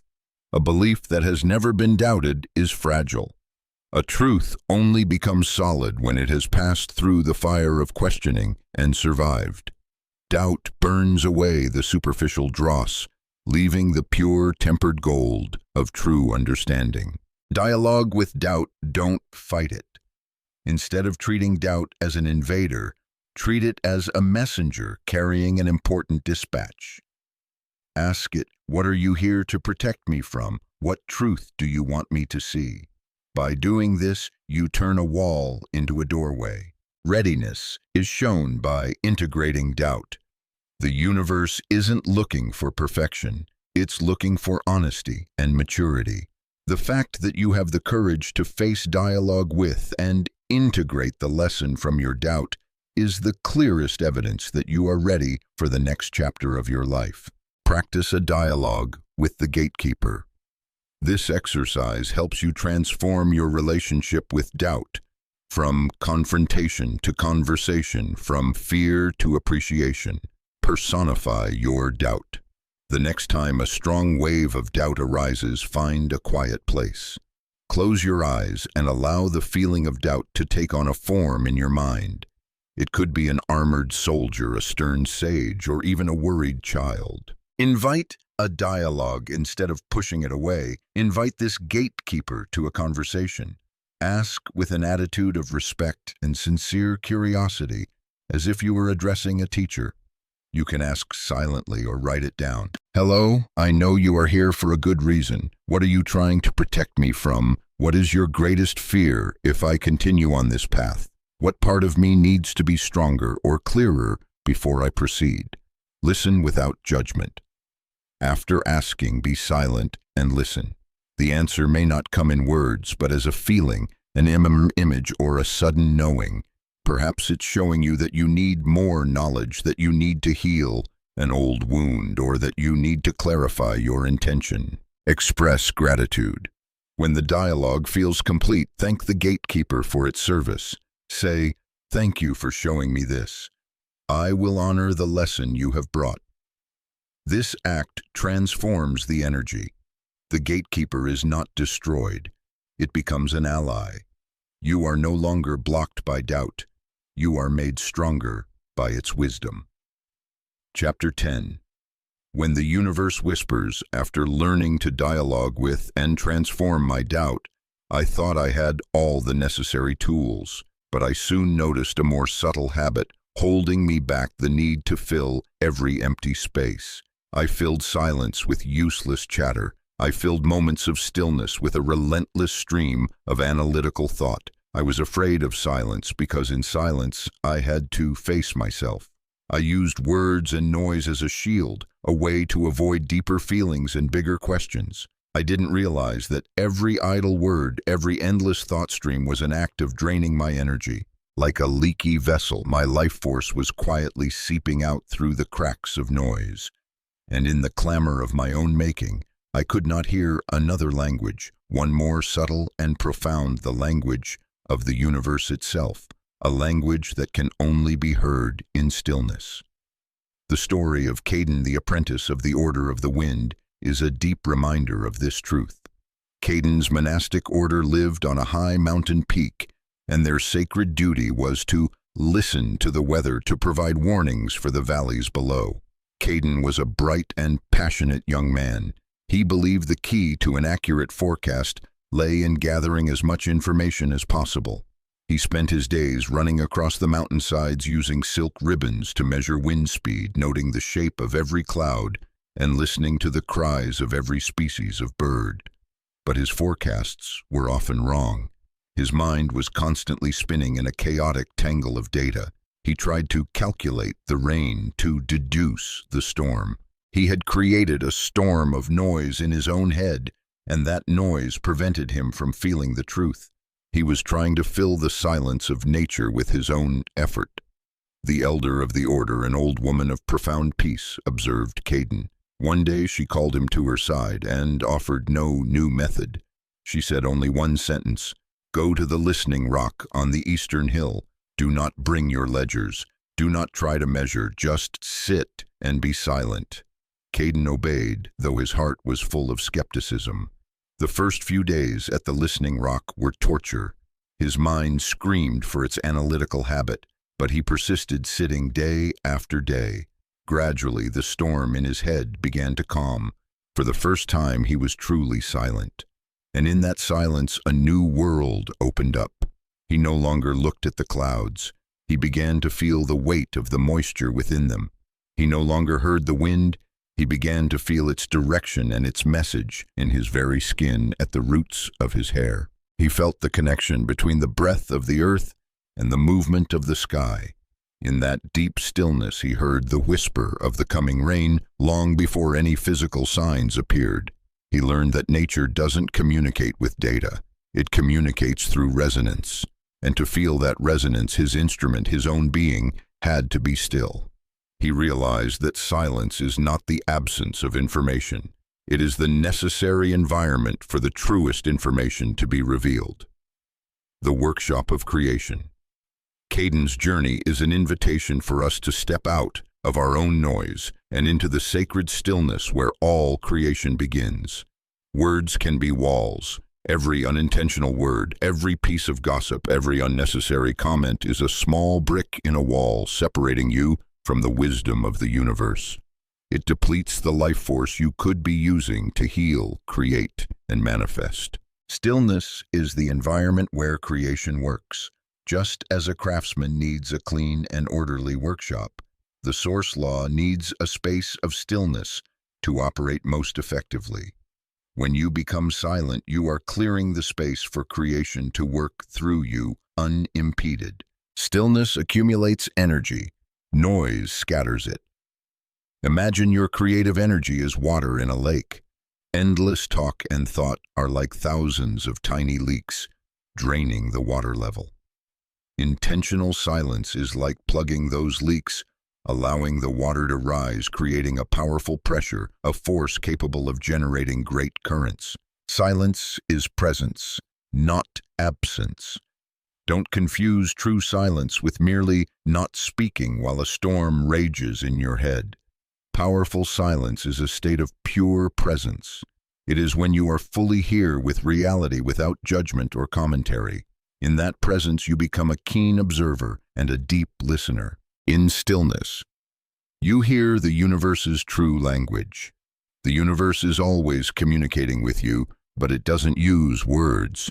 It communicates through flashes of intuition, meaningful synchronicities, and unexplainable gut feelings. You can only perceive these subtle messages when you have turned off the loud radio station of your own mind. Practice the listening rock practice. This exercise helps you create your own listening rock, an inner space where you can hear the whispers of the universe. Set your space. Set aside 5 to 10 minutes each day in a quiet place. Turn off all electronic devices. You can sit or lie down as long as you are comfortable. Set your intention, close your eyes, and set a clear intention. For the next few minutes, my role is not to think or analyze. My role is to listen. Listen to the world outside. For the first few minutes, direct your attention outward. Listen to all the sounds around you, the birdsong, the distant traffic, the wind. Don't try to name or judge them, just hear them as pure vibrations. Listen to the world inside now. Gently shift your attention inward. You will notice the stream of your thoughts. Don't try to stop them. Instead, listen for the silence between the thoughts. Even if it's just for a brief moment, recognize that space of stillness. That is your listening rock. Plant a question optional. If you are seeking guidance on an issue, gently drop your question into that space of stillness. Don't try to find the answer immediately. Simply ask the question and trust that it has been heard, then return to observing the stillness. Conclude when the time is up. Take a deep breath and slowly open your eyes. Carry this sense of stillness with you into your next activity. With regular practice, you will find that answers and insights come to you more naturally, often when you least expect them. You are relearning your soul's mother tongue. Chapter 11. When Words Weave Worlds. After learning to abide in stillness and listen to the whispers of the universe, I began to notice a new phenomenon, one that was both miraculous and awe-inspiring. The words I chose to speak from that space of stillness seemed to carry an unusual weight. They were no longer mere sounds, but ripples of energy released onto a perfectly calm lake, sending out concentric circles that subtly rearranged the reality around them. An intention spoken gently in a state of alignment seemed to have more power than 1,000 prayers shouted in chaos. I understood that this was another level of creation, a place where speech is no longer used to communicate with the world, but to communicate with the very fabric of creation itself. And this power, like all sacred powers, demands a deep understanding and profound reverence. The story of the monastic order of word weavers and the apprentice named Liam is a wise lesson in this power and responsibility. In a monastery hidden among the mountains, there was an order that worshipped no god but revered the power of true speech. The masters here, after years of cultivating silence and inner purity, could speak a single word to infuse energy into matter. They could speak the word grow to a seed to make it sprout with vigor, or protect into a cloak to shield its wearer from harm. Liam was a young apprentice with a natural gift. He quickly grasped the technique, feeling how to focus his energy and project the sound. He was proud of his ability, but he had learned the shell without understanding the core. He began to use this power casually. He would show off to others by making a flower bud open slightly faster, or by making his tools feel lighter for a moment. He treated this power like a magic trick to inflate his ego, and then he noticed his ability beginning to wane. His words of truth became hollow, losing their effect. The more he tried, the more powerless they became. The arrogance of his ego and his self-serving intentions had tainted and diluted the sacred power he had been given. His teacher, an elder who spoke only when absolutely necessary, saw Liam's predicament. He did not scold him. He led Liam to the innermost chamber of the monastery, a place called the Silent Sanctum. In the middle of the room, on a stone pedestal, sat a single object, a simple ancient clay tablet. "This is the relic of our founder," the elder whispered. "It holds a single word, peace. Just by being near it can you feel it. All the anxiety within you dissolves." Liam nodded, feeling a profound sense of well-being radiating from the tablet. The elder continued. To speak this one word, the founder spent an entire month in absolute silence, communicating with no one solely to purify his heart and intention until they were as clear as crystal. The power of this word comes not from its sound, but from the month of silence and the completely selfless intention behind it. You have been using your treasures like pebbles on the road, and so they have lost their sacred value. You must learn reverence before the power will return. Liam had learned a costly lesson. He began a period of intentional silence, not to regain his power, but to find the purity of his heart. He no longer sought to command the world, but only to align with it. A long time later, when the stream that supplied the entire monastery suddenly turned bitter for no clear reason, the elders called upon Liam. He knelt beside the stream, placing a hand in the cool water. He didn't try to cast a spell. He simply felt a profound gratitude for the stream, for the life it sustained. When his heart was overflowing with the vibration of pure gratitude, he leaned down and whispered into the water a single word, clear. That word, born of humility, stillness, and a transparent intention, carried an immense energy. A few days later, the bitterness in the water began to fade, and soon it was as sweet and fresh as before. Liam hadn't commanded the water. He had simply reminded it of its true nature, with a word that was in harmony with the law, the language of creation. Liam's journey shows us that when we are in a state of deep alignment, our words can become a potent tool of creation. When aligned speech becomes a creative act, you are no longer just describing the world, you are participating in its formation. Your words become a vehicle through which the universe's energy organizes and expresses itself. Purity of intention is the key. This power is not for the ego. It is only unlocked when your intention is completely pure, selfless, and free of ulterior motives. A clear heart is the best channel for creative energy. Sacred speech requires reverence and rarity. This power is preserved by using it sparingly. Treat your creative words like a treasure. Do not show them off. Do not misuse them. Hold them as sacred and use them only when your heart tells you the time is right. The quality of speech matters more than the quantity. A single word spoken from a pure heart and a still mind has more power than 1,000 empty speeches. The universe is not impressed by verbosity. It responds only to the authenticity and depth of the vibration. Words can infuse vibration into matter. Because speech is vibration, it has the ability to permeate the structure of matter. A purposefully spoken blessing can turn a glass of water, a stone, or a gift into an infused object, a true energetic talisman. Practice the ritual of blessing an object. This is a simple exercise to begin experiencing the creative power of speech in a responsible and sacred way. Use it to bless, not to command. Choose an object. Select a small item that is meaningful to you. It could be a ring you often wear, a glass of water you are about to drink, or a stone you have found. Purify your intention. Hold the object in both hands.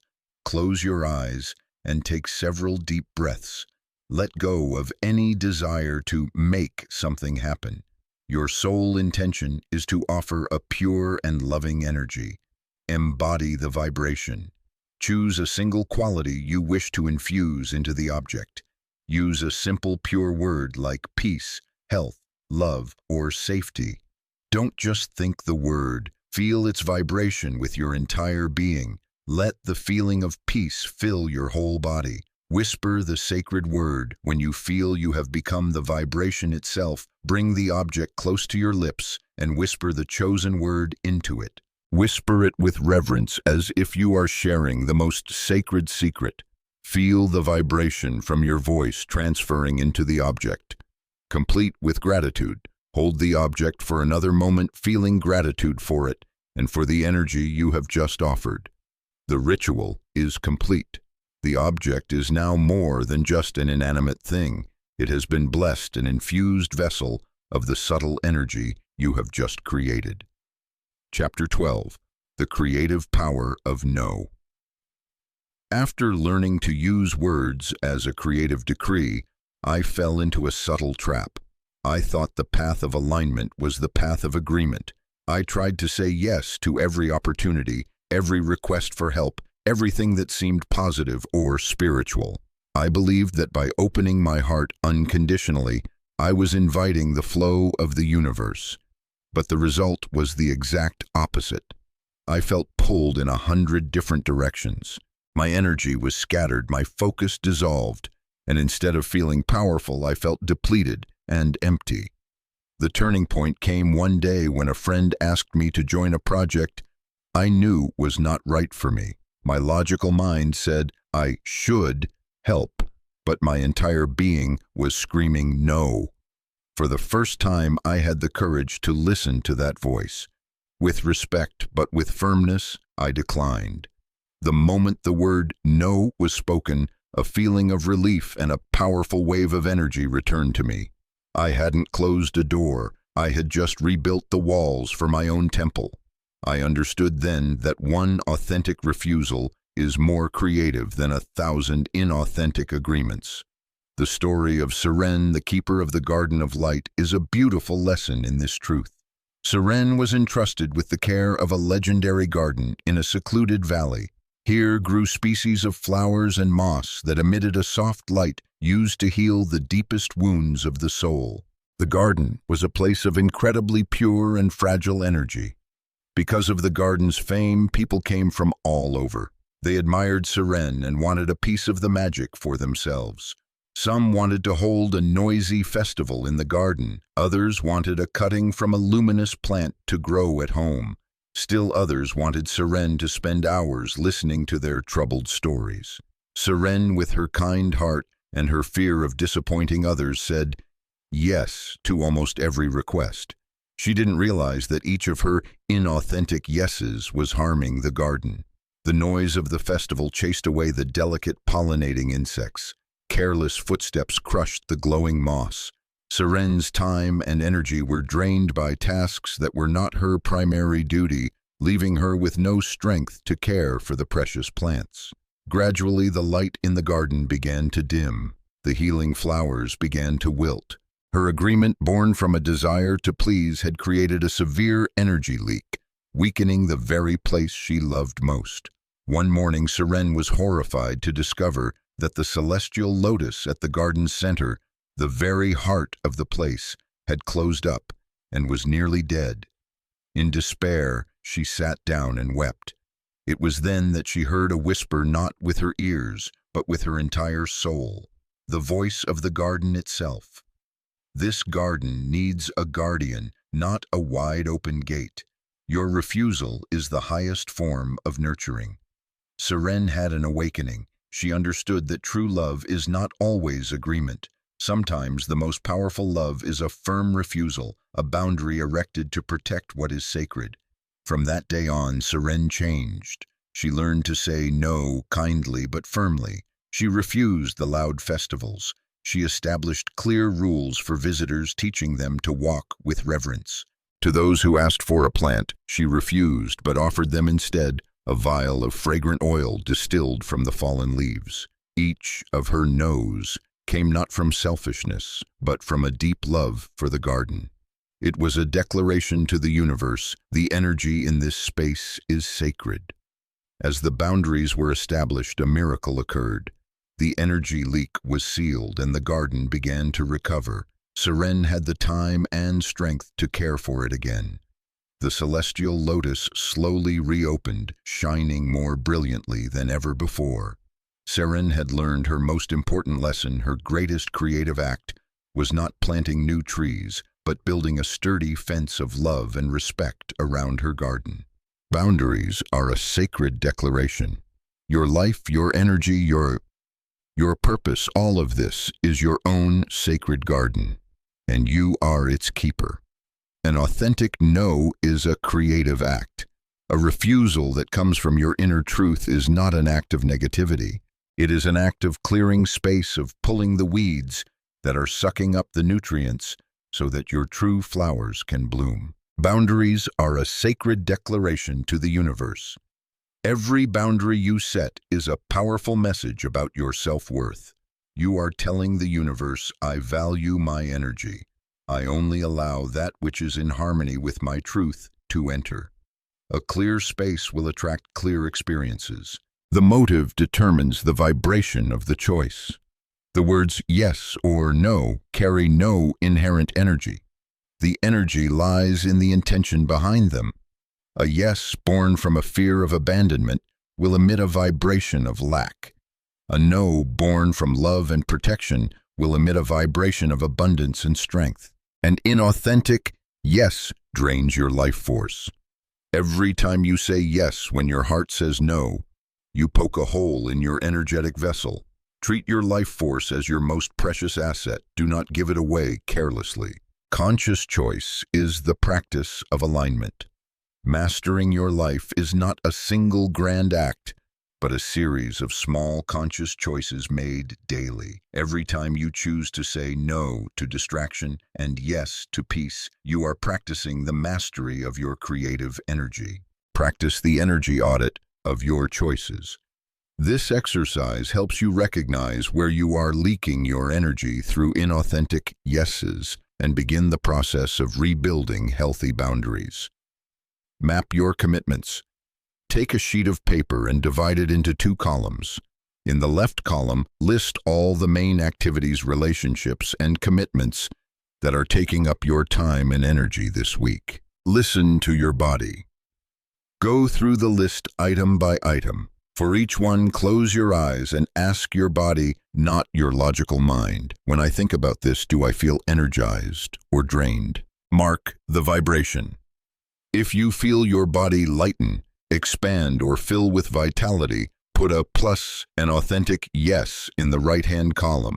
If you feel your body grow heavy, contract, feel tired, or resentful, put an inauthentic yes, a place where a no is needed. Observe the leaks. Look at the overall picture. The minus signs are where your energy is leaking. Do not panic or judge yourself. Simply recognizing this is an incredibly powerful step forward. Make one small no. Choose one item with a minus sign that feels easiest to change. Ask yourself, what is the smallest possible action I can take this week to begin setting a healthier boundary here?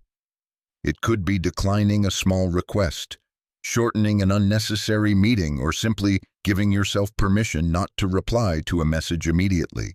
Each small act is a step toward rebuilding the fence for your sacred garden. Chapter 13, The Archaeologist of the Soul. After learning to speak an authentic no, I felt a new surge of strength and clarity. I had cleared my garden and built protective fences. I was ready to plant the seeds of my desire. I used creative speech, practiced stillness, and tried to maintain a harmonious frequency. But then I hit an invisible wall, one more solid than any external barrier. In certain areas of my life, no matter how hard I tried, nothing changed. It was as if some hidden law were in effect, a law more powerful than my conscious will and desire. In my frustration, I realized I had only been working on the surface.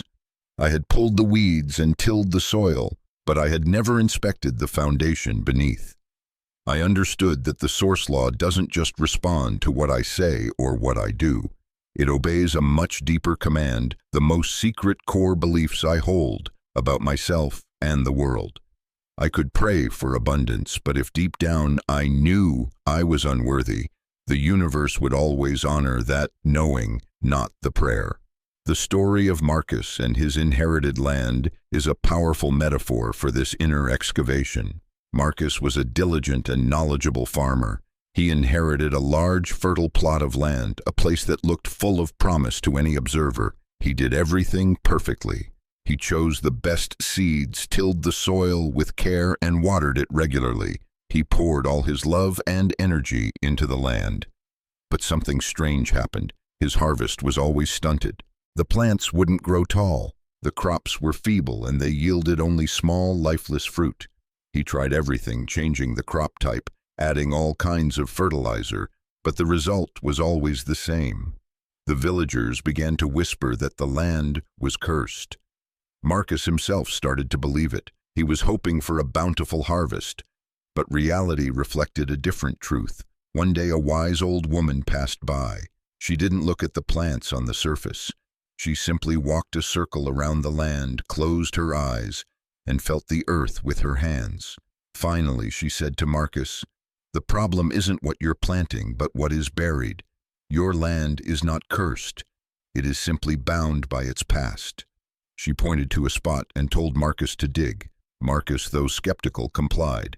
After digging through the rich topsoil, his spade hit something hard. He kept digging, and gradually something incredible emerged. The massive foundation stones of an ancient fortress forgotten for centuries. The roots of the young plants he had sown could not penetrate any deeper. They were being blocked, choked by this invisible foundation. The moment Marcus saw those stones, everything changed. He was no longer the victim of a curse. He had become an archaeologist. He understood that his task was not to keep trying to plant on a faulty foundation.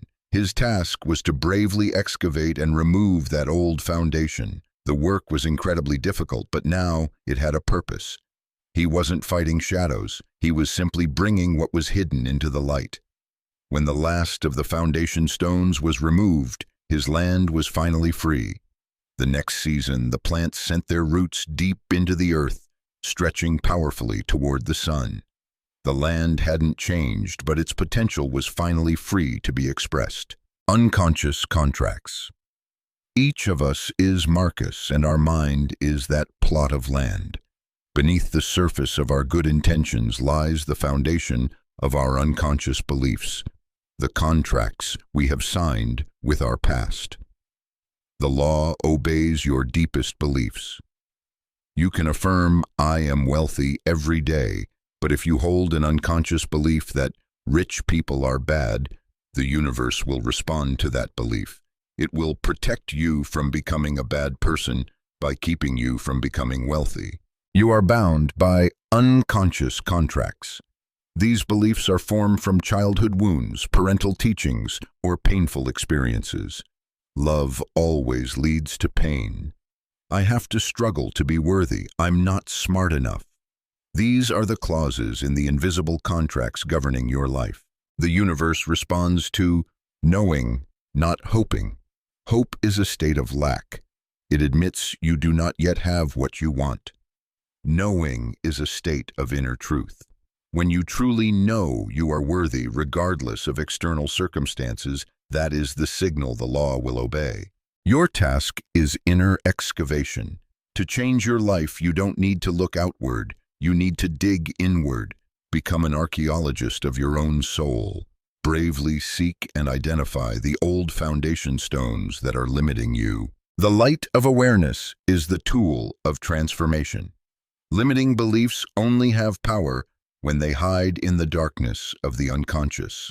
The simple act of bringing them into the light of awareness, of looking at them without judgment, begins the process of dissolving their power. You don't need to fight them. You only need to witness them. Observing a belief without identifying with it is the first step to writing a new contract. Practice the excavation of hidden beliefs. This exercise is a gentle archaeological journey into your mind, helping you find the foundation stones that are stunting your growth. Identify the plot of land to excavate. Choose one area of your life where you feel most stuck, where your efforts don't seem to yield results, e.g., finances, relationships, career, health. Ask the excavation questions. Find a quiet place. Close your eyes and ask your subconscious a question with the curiosity of an archaeologist. What is the deepest belief I hold about your chosen area? What story about it did I hear over and over again as a child? Record the artifacts. Let your mind flow freely and write down whatever comes up without judgment. It could be familiar sayings from your parents, automatic thoughts that arise when you're stressed, or a vague feeling. For example, on money, you have to save for a rainy day. Money can't buy happiness. I'm not good with money. On love, never trust anyone completely. To love is to suffer. I have to sacrifice to be loved. Shine the light of awareness. Read the list you just wrote. These are your foundation stones.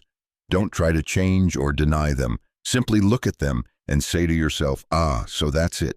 This is a belief that has been running within me. I see it now. Separate yourself from the belief. Choose the most potent belief from your list. Practice detaching from it by changing your language. Instead of saying, "I'm not good with money," say, "There is a program in me that runs the belief that I'm not good with money." This small shift creates distance, helping you realize that you are the observer, not the belief itself. This is the first step toward reclaiming your power to choose a new belief. Chapter 14. The Frequency of Abundance. After bravely excavating and bringing my limiting beliefs into the light, I thought the path to abundance would be wide open. I had removed the boulders of unworthiness. Now it was time to act.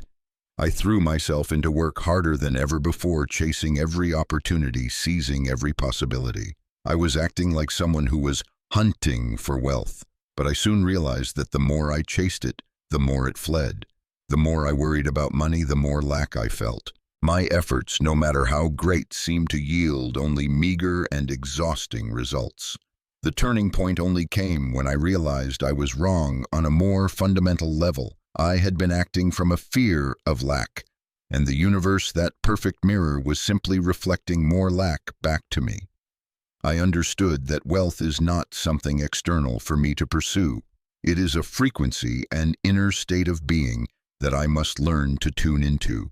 No one can travel to a land of wealth. One can only become wealth, and then that land will manifest around them. The story of two merchants, Liam and Finn, at the end of summer market is a clear illustration of this law. Both Liam and Finn brought their goods to the largest market of the year with the same goal: to sell their wares and make a profit. Liam was an incredibly hard worker, but he was haunted by a fear of failure. He saw every customer as a tense negotiation, every other vendor as a competitor. His stall was overflowing with goods, but his energy radiated contraction, anxiety, and calculation. He spoke to customers while his mind was tallying profits and losses. He invited them to look at his wares, but secretly feared they would damage them. The energy of lack enveloped him and his stall. As a result, customers felt uneasy. They felt as if something were being taken from them. They haggled fiercely, and no matter how hard Liam tried, he sold very little. Finn, at the stall across the way, had a completely different approach. He genuinely loved his handmade crafts and the bustling atmosphere of the market. To him, this was not a battle. It was a festival of exchange. He arranged his goods beautifully, not to maximize sales, but to share their beauty. He smiled, chatted happily with passers-by, and offered them sips of the mead he had brought. His energy was one of expansion, joy, and trust. He felt abundant not because he had already sold his goods, but because he was fully enjoying that very moment. And something magical happened. People were drawn to Finn's stall like bees to honey. They didn't just come to buy things. They came to bask in his energy. They felt happy, welcomed, and generous. The sales happened naturally and effortlessly. By the end of the day, Finn had sold nearly everything, while Liam still sat beside his nearly untouched pile of merchandise. Finn went over to Liam, shared some of his food, and said, "I've learned that we don't sell our goods. We sell our energy. I don't try to become wealthy. I just choose to feel joyful and abundant, and then the gold finds its way to me as a thank you for that joy. Seek the wealth in your heart first, and then it will fill your pockets." Feeling is the magnet.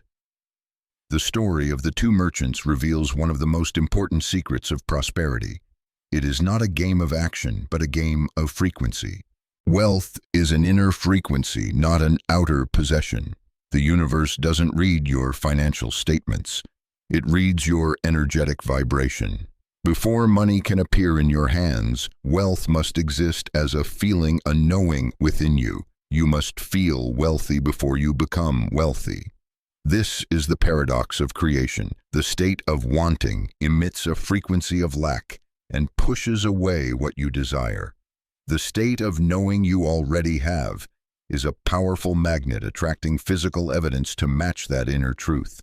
Joy is a magnet. Fear is a repellent. Think of joy, gratitude, and a sense of abundance as magnetic frequencies. They attract good things to you somehow. Conversely, worry, fear, and desperation are repellent frequencies.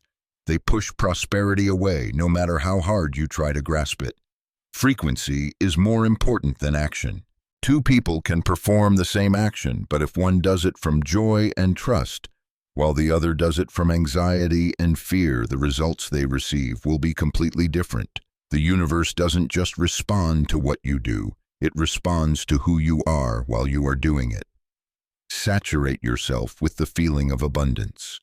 Your task is not to do in order to have, but to become in order to attract. actively and consciously cultivate the feelings of abundance, safety, freedom, and joy in every cell of your body. When this is no longer an act but has become your default frequency, the universe has no choice but to rearrange itself to accurately reflect the person you have become. Practice saturating the feeling of abundance. This exercise helps you shift from the state of seeking wealth to the state of becoming the frequency of abundance using what you already have right now. Redefine wealth. For a moment, set aside the image of money. On a piece of paper, write down 3 to 5 words that describe the feeling wealth would give you. Examples: safe, free, ease, generous, joyful. Find the micro-evidence. Your logical mind will say you don't have these feelings. Your task is to find the smallest shred of evidence to prove it wrong. Look at your life right now. Where can you find a little bit of safety in your home under a shelter when it rains?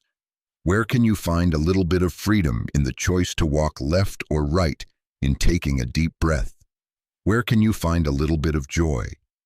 In the taste of a cup of tea in a favorite song. Practice sensory saturation.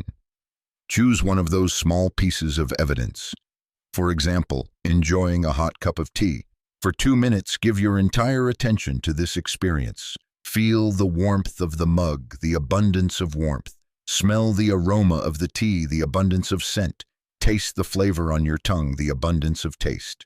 In that moment, you are truly experiencing a state of fullness and wealth. Anchor the frequency. While you are at the peak of that feeling, place a hand on your heart and whisper to yourself, "This is the frequency of abundance. I am feeling it now." This act helps anchor that vibration into your energy body. Repeat, often practice microdosing, this feeling of abundance many times a day with different small things. The goal is not to deceive yourself, but to train your nervous system and your energy field to become familiar with the frequency of fullness. When this frequency becomes your natural state, larger physical manifestations will automatically be drawn to you to match it. Chapter 15. The power of blooming. Where you are after learning to master the inner frequency of abundance, I fell into an even more sophisticated trap, the trap of readiness. I told myself, when I have enough savings, I'll start my dream project. When I read a few more books, I'll be confident enough to share my knowledge. When the kids are older, I'll have time for myself. I was living in a state of perpetual preparation, waiting for some perfect moment in the future. I didn't realize that this endless preparation wasn't wisdom. It was fear in its most perfect disguise. Fear of failure, fear of judgment, and sometimes even the fear of success and the changes it would bring. I was squandering the only creative power I possessed, the power of the present moment for a tomorrow that never came.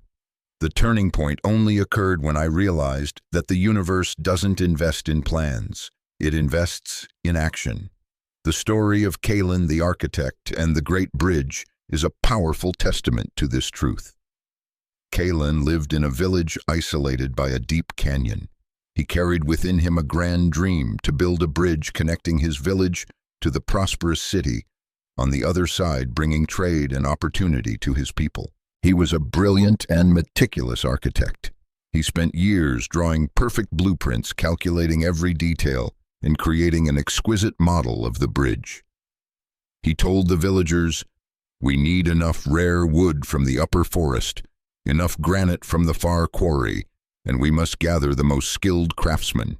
When we have all of that, we will begin." But the rare wood was far away. The quarry was difficult to mine, and the best craftsmen were always busy. Year after year, the bridge remained just a dream on paper. Calin continuously perfected his plans, but not a single stone was ever laid. His preparation had become a prison of procrastination. One harsh winter, a sickness swept through the village. A child fell gravely ill and needed medicine that was only available in the city, but the canyon cut off all hope. In desperation, an old woman came to Calin and said, "Your blueprints cannot warm a body that is growing cold."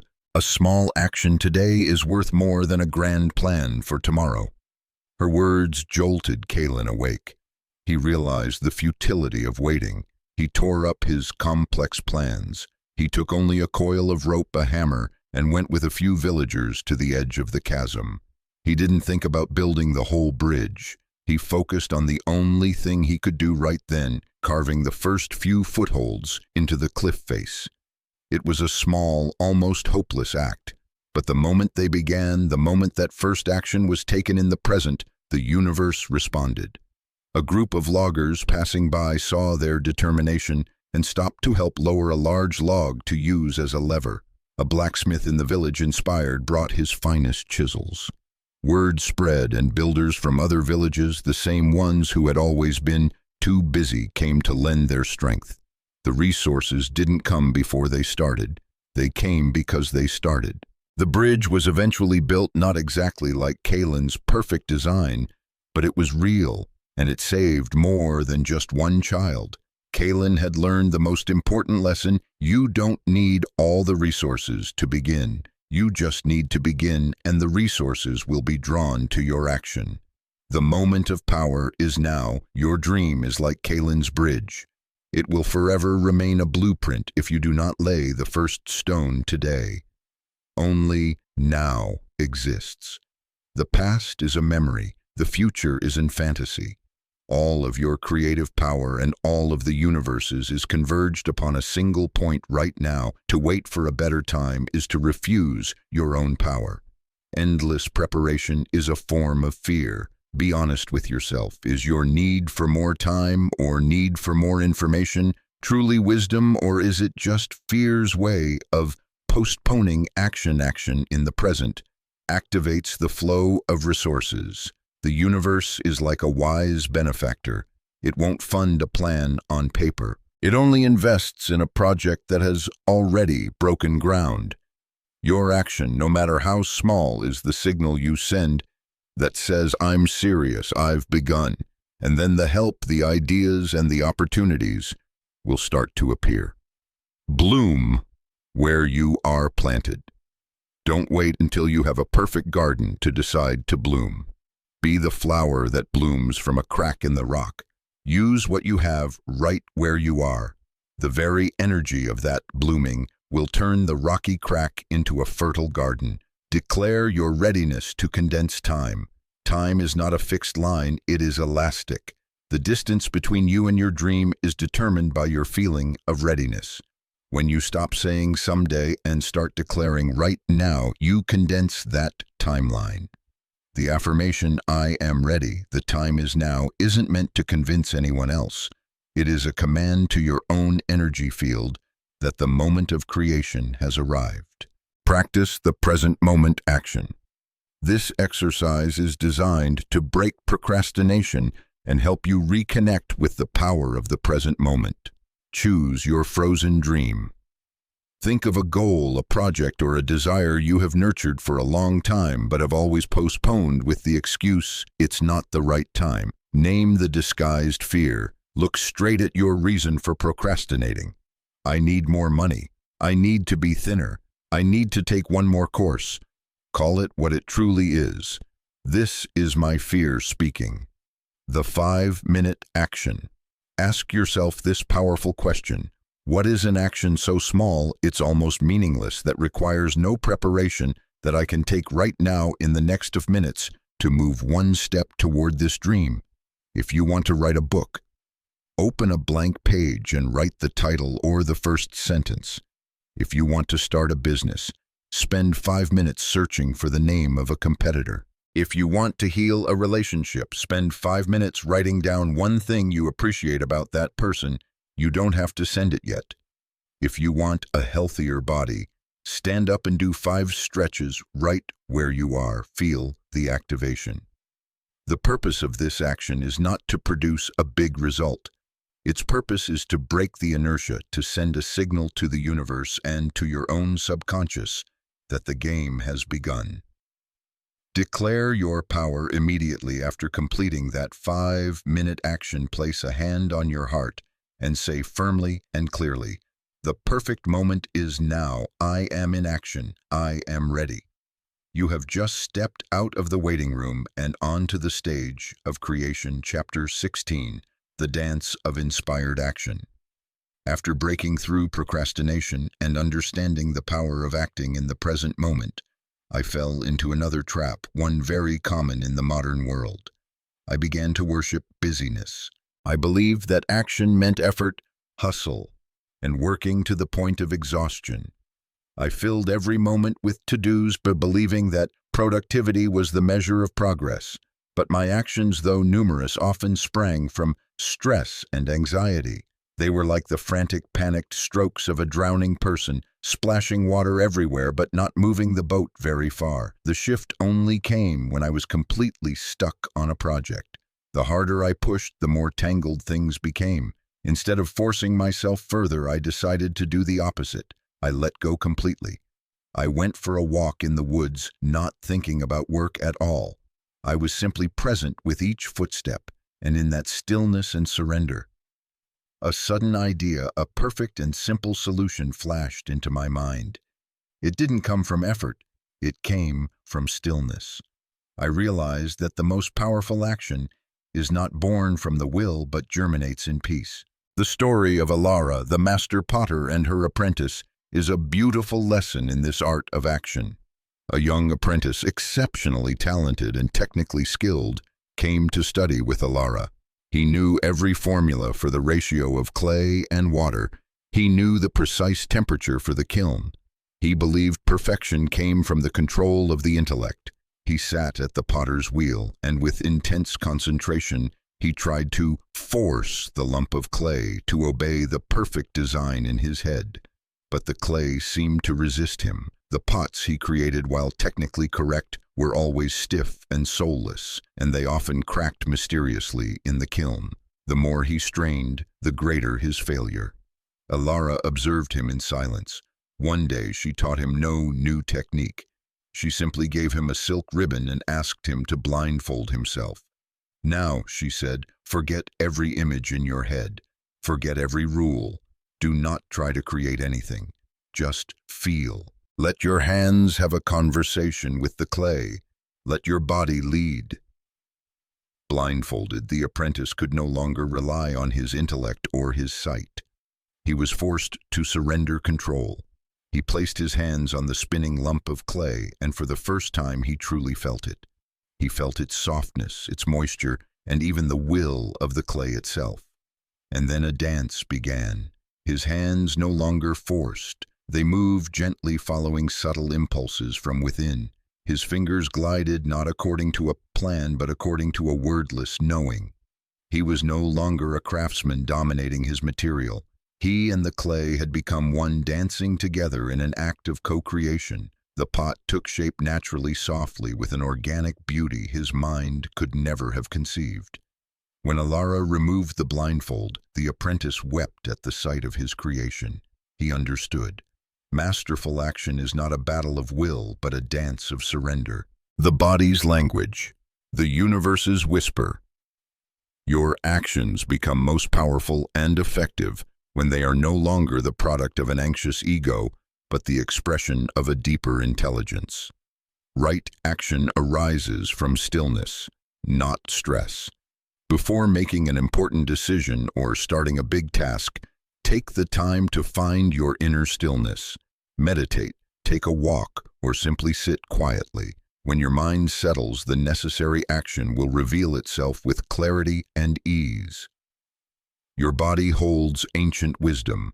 The wisdom of the law is not just in your thoughts. It is a feeling, a vibration held in your body, a tightening in your stomach, a lightness in your chest, a wave of energy up your spine. This is your body's language. Learn to listen to it, to trust it. It knows the answer before your rational mind has even formed the question. Presence is more important than productivity.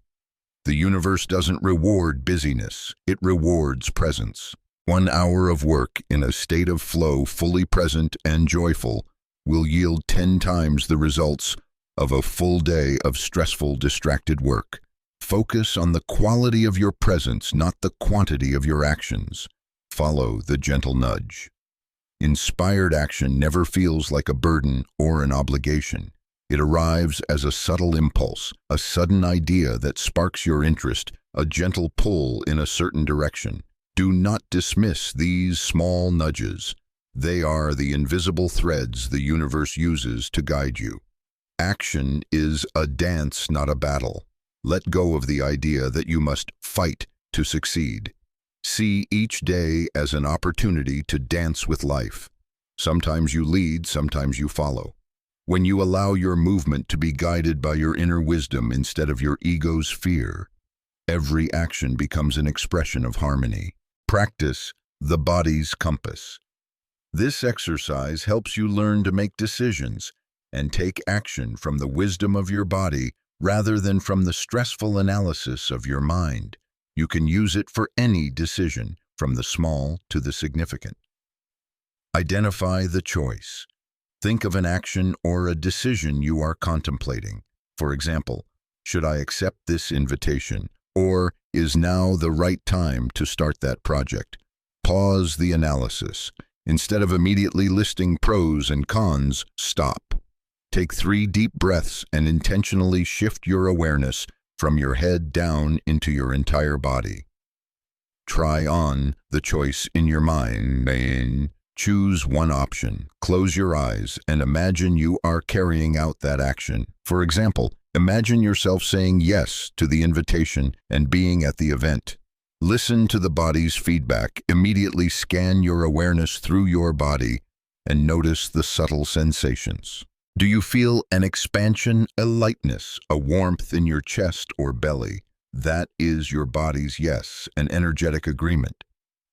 Or do you feel a contraction, a tightening, a heaviness, or a coolness? That is your body's no, or not yet. It is an energetic resistance. Trust the dance. Trust the message your body's compass has just given you. It is not based on logic, it is based on frequency and resonance. If your body feels expansive, move forward with that action in confidence. If your body contracts, pause. Do not force it. Return to stillness. Perhaps another more aligned action will reveal itself later. In this way, you are learning to dance with life so that every step you take is a step in harmony. Chapter 17. The Architect of the Inner World.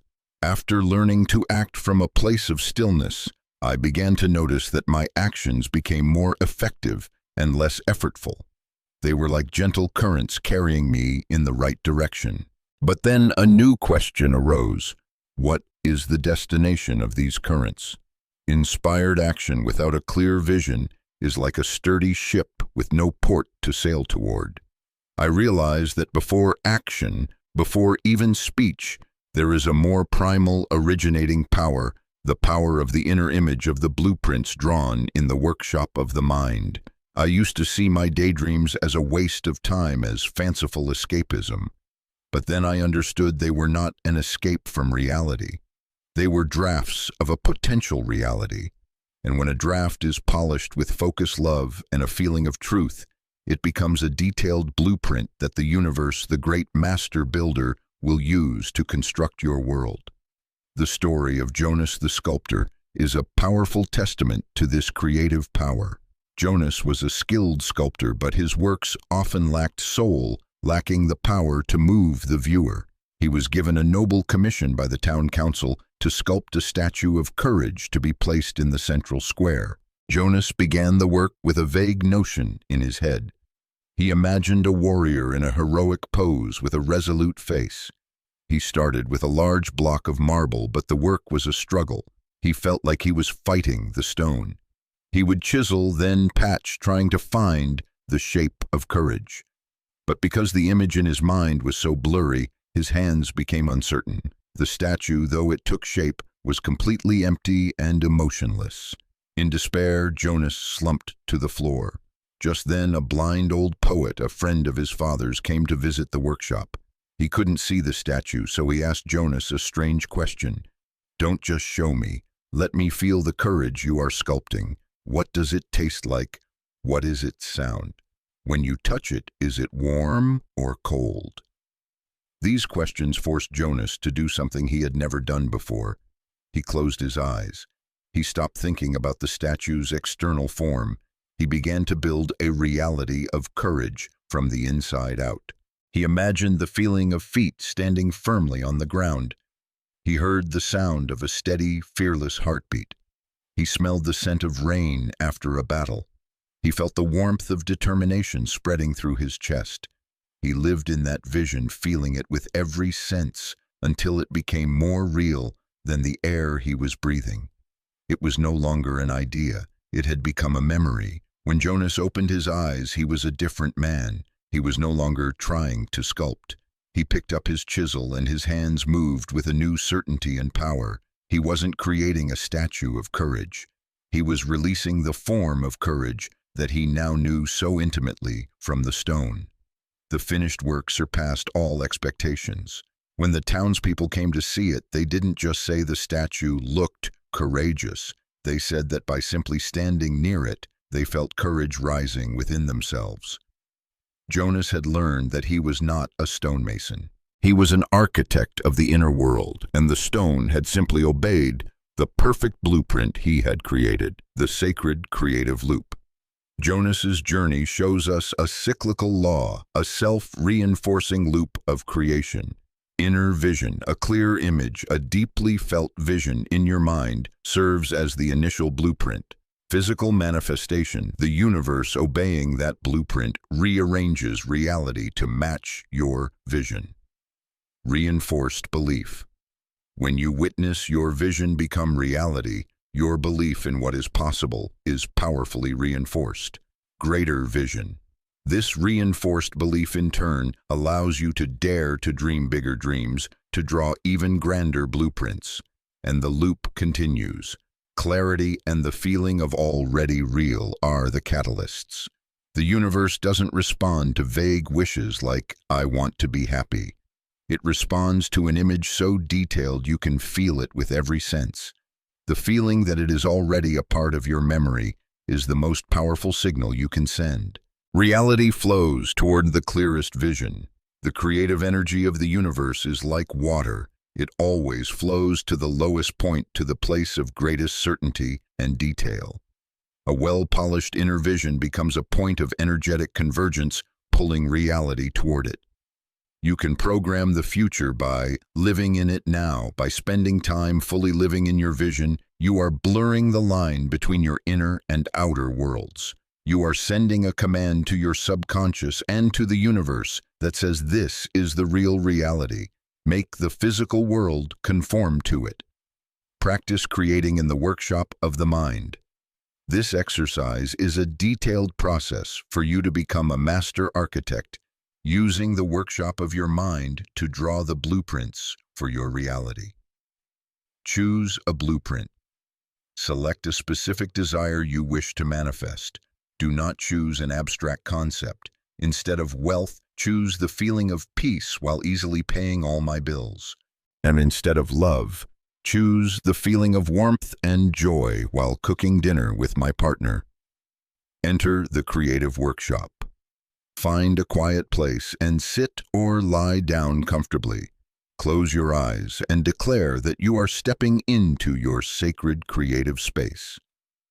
Build with all your senses. Begin to construct the scene in your mind as if it is happening right now. Be incredibly detailed. Sight. What do you see? The color of the room, the light through the window, the smile on the other person's face. Sound. What do you hear? The sizzle of food on the stove. A beautiful piece of music, your own laughter. Smell. What do you smell? The aroma of garlic, the scent of fresh air after rain, the familiar perfume of someone you love. Touch. What are you feeling on your skin? The warmth from the fireplace, the softness of the sofa, the sensation of an embrace. Add the core emotion. This is the most important step.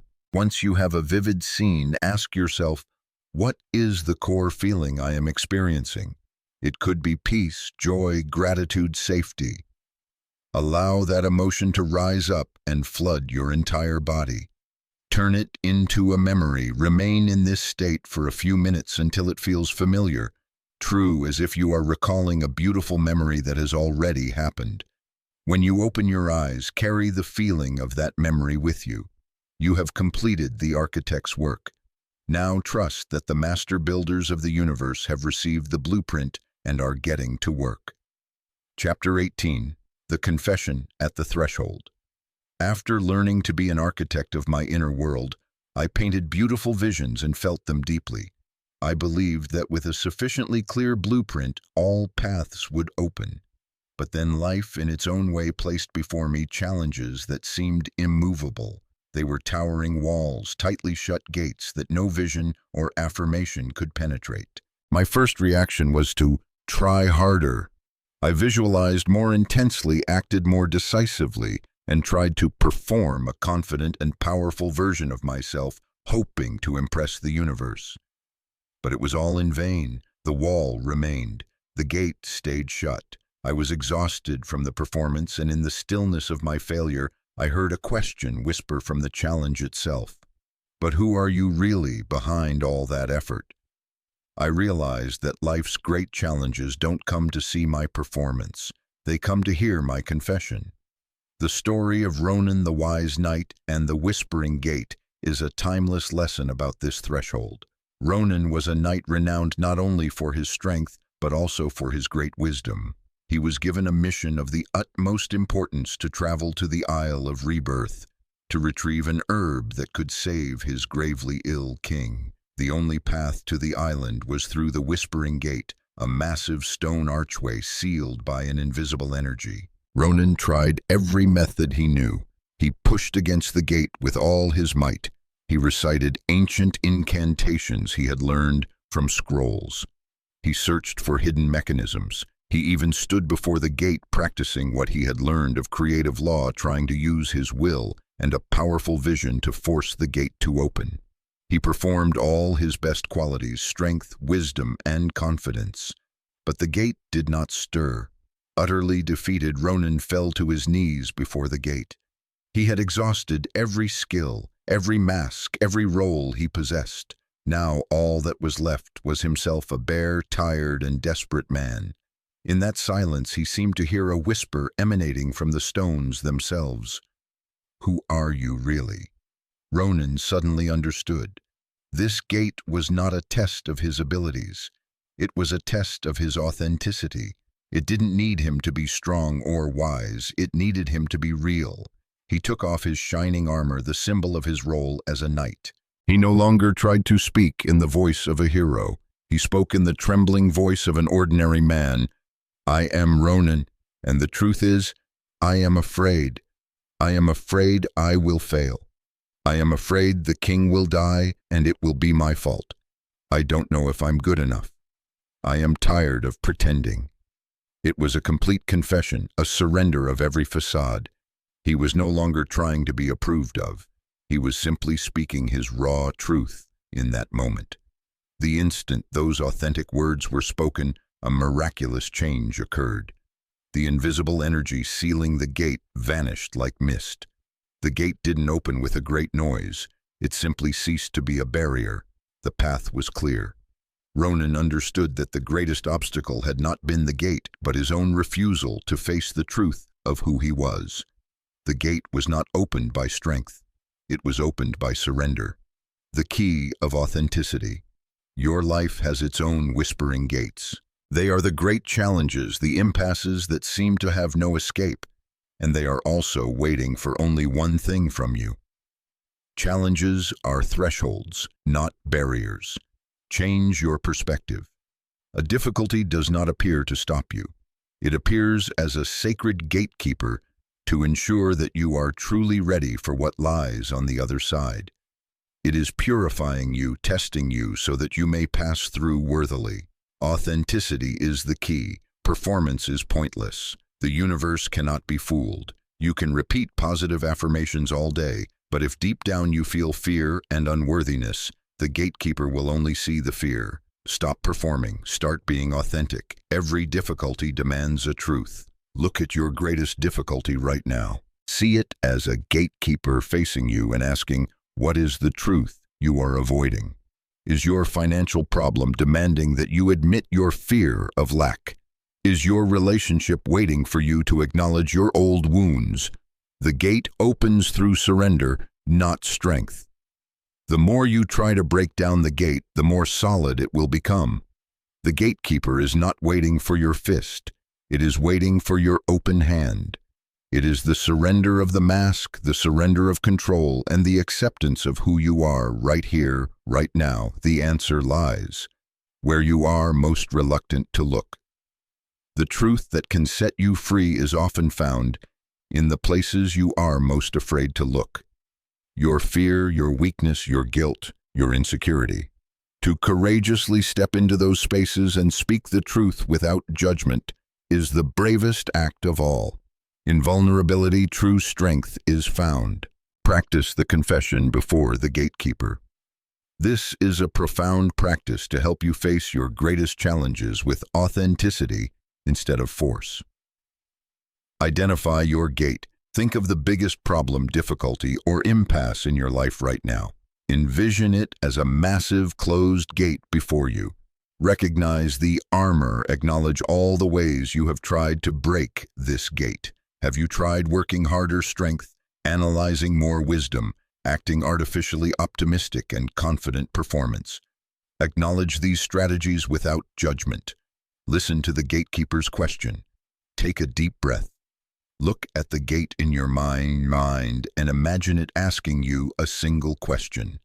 What is your deepest truth right now? Speak the confession. Find a private place where you will not be disturbed. Speak aloud as if you are confessing to the gate itself. Begin with the phrase, "The truth is." The truth is, I am completely stuck and have no idea what to do. The truth is, I am tired of pretending that everything is okay. The truth is, I am terrified that I will never get past this. The truth is, I feel like I don't deserve to be happy. Abide in the surrender. After you have spoken your confession, do not try to find a solution or feel better immediately. Just sit in stillness. Feel the relief of having taken off the heavy armor. Feel the space that has been created by your raw authenticity. You have given the gatekeeper the answer it was waiting for. You have handed it the key. Now trust that the path will begin to reveal itself. Chapter 19. The Innermost Journey. After learning to face great challenges with authenticity, a sense of sovereignty and peace began to permeate my being. I had the tools, the techniques. I understood frequency, vision, and inspired action. I thought I had grasped the rules of the game, but then after a time, a subtle dissatisfaction arose. It wasn't the dissatisfaction of the ego, but a restlessness of the soul. I realized I was still acting as a user of the law, someone standing on the outside applying principles to create results. I was a masterful musician, but I had forgotten that I was also the music. I realized that everything I had learned so far, as invaluable as it was merely a threshold, and the universe was inviting me to step through it. The journey ahead was no longer about learning more, but about unlearning. No longer about attracting, but about realizing. No longer about building, but about allowing the truth to reveal itself. The final story of Silas the mapmaker is a metaphor for this innermost journey. Years after passing through the wall of fog, Silas had become a legend. His maps were incredibly accurate and detailed. He had chronicled every river, every mountain peak, every forest of the new lands. He had accumulated a vast body of knowledge. Kings and explorers sought him out for his precious maps tools to conquer and understand the world. Silas was at the pinnacle of his craft of doing, but in the quiet of the night he felt an emptiness. He would look at his perfect maps and realize they were just lines and symbols. They captured the form of the world but missed its soul. He had spent his life describing the river, but he had forgotten the feeling of being one with the current. One day, Silas did something no one could understand. He put away all his tools, his compasses, his rulers, his quills. He returned to the place where he had passed through the fog years ago, to the small stream where Alara the weaver had also once sat. He brought no intention of measuring or recording anything. He just sat. Day after day he just sat and was present. He stopped seeing the world as a collection of objects to be analyzed. Gradually, a profound shift occurred. He no longer felt like Silas sitting by the stream. He felt that he was the stream. He felt the sturdiness of the mountain in his very bones. He felt the life of the forest, as if it were his own breath. The boundary between the observer and the observed dissolved. He had shifted from a state of attracting knowledge about the world to a state of realizing his oneness with the world. When Silas returned to his workshop, he created one final map. This map was unlike anything he had ever made. It had almost no lines. It was a fusion of colors, of empty spaces and subtle shades. It didn't just show you a path. It evoked the feeling of the path itself. It was not a map of geography. It was a map of consciousness. His old maps helped people find their way in the physical world. This final map helped people find their way back to themselves. Silas had transcended the role of a master craftsman. He had become a pure channel for the world to reveal itself through him. The revelation of truth. The final stage of Silas's journey is the journey that every soul is invited to take when it is ready. It is the shift from doing to being. Every truth contains a deeper truth. All the previous chapters, all the laws you have learned were doorways. They were essential to bring you to this threshold, but do not stop here. Have the courage to step through to realize that the room inside is far vaster and simpler than you ever imagined. Shifting from attracting to realizing. At this deeper level of awareness, you will understand that you do not need to attract peace, love, or abundance, because your very nature is peace, love, and abundance. Your task is not to pull them toward you, but to realize they have always been there, obscured by false beliefs and identifications. The journey is now. Revelation, not accumulation. There comes a point when reading another book or learning another technique no longer brings true growth.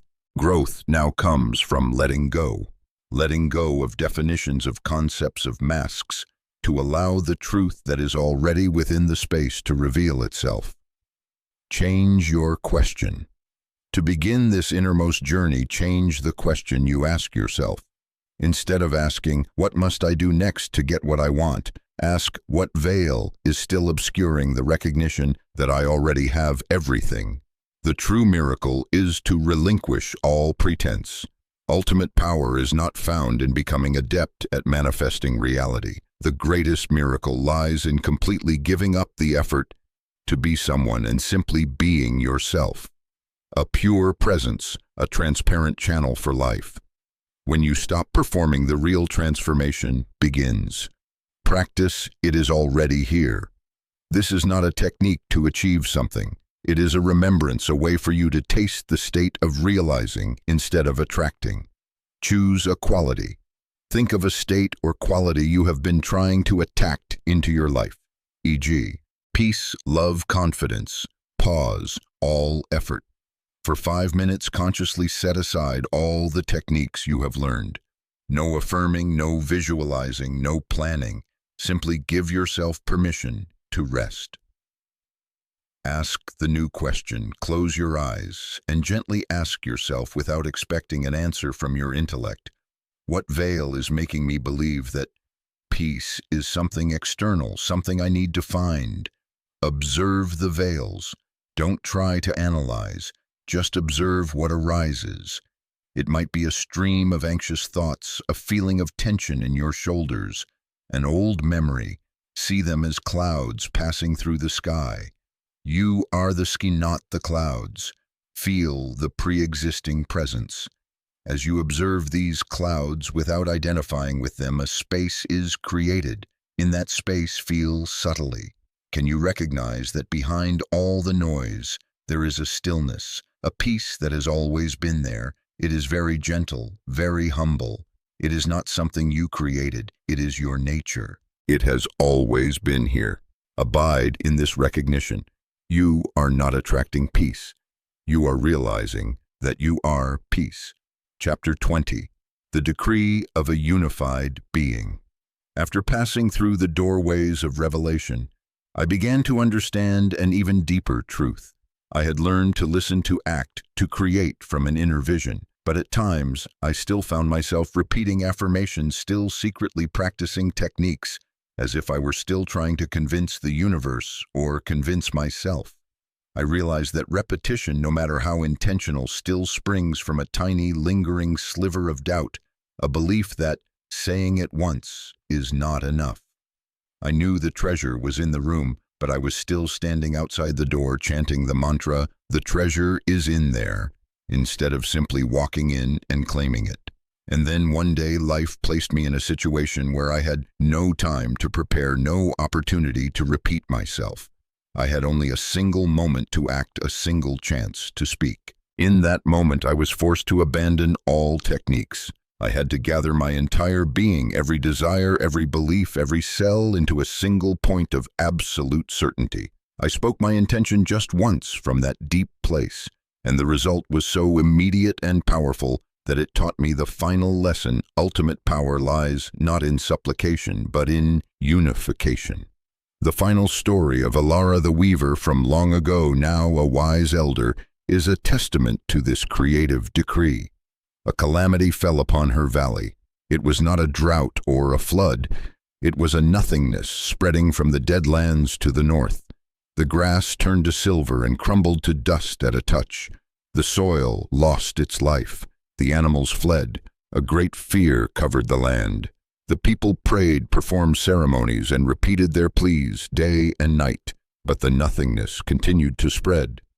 Alara knew that one could not fight nothingness with actions born of fear. Nothingness is the ultimate expression of lack, and it can only be repelled by the ultimate expression of life. She did not perform a complex ritual. She prepared herself. For 3 days she sat in absolute silence at the edge of the dying land. She did not look at the nothingness. She looked within. She gathered her entire being into one unified whole. Her desire to see life flourish. Her belief, an unshakable knowing that life is eternal and cannot be destroyed. Her vision, a crystal-clear image of a green sprout pushing up from the barren earth.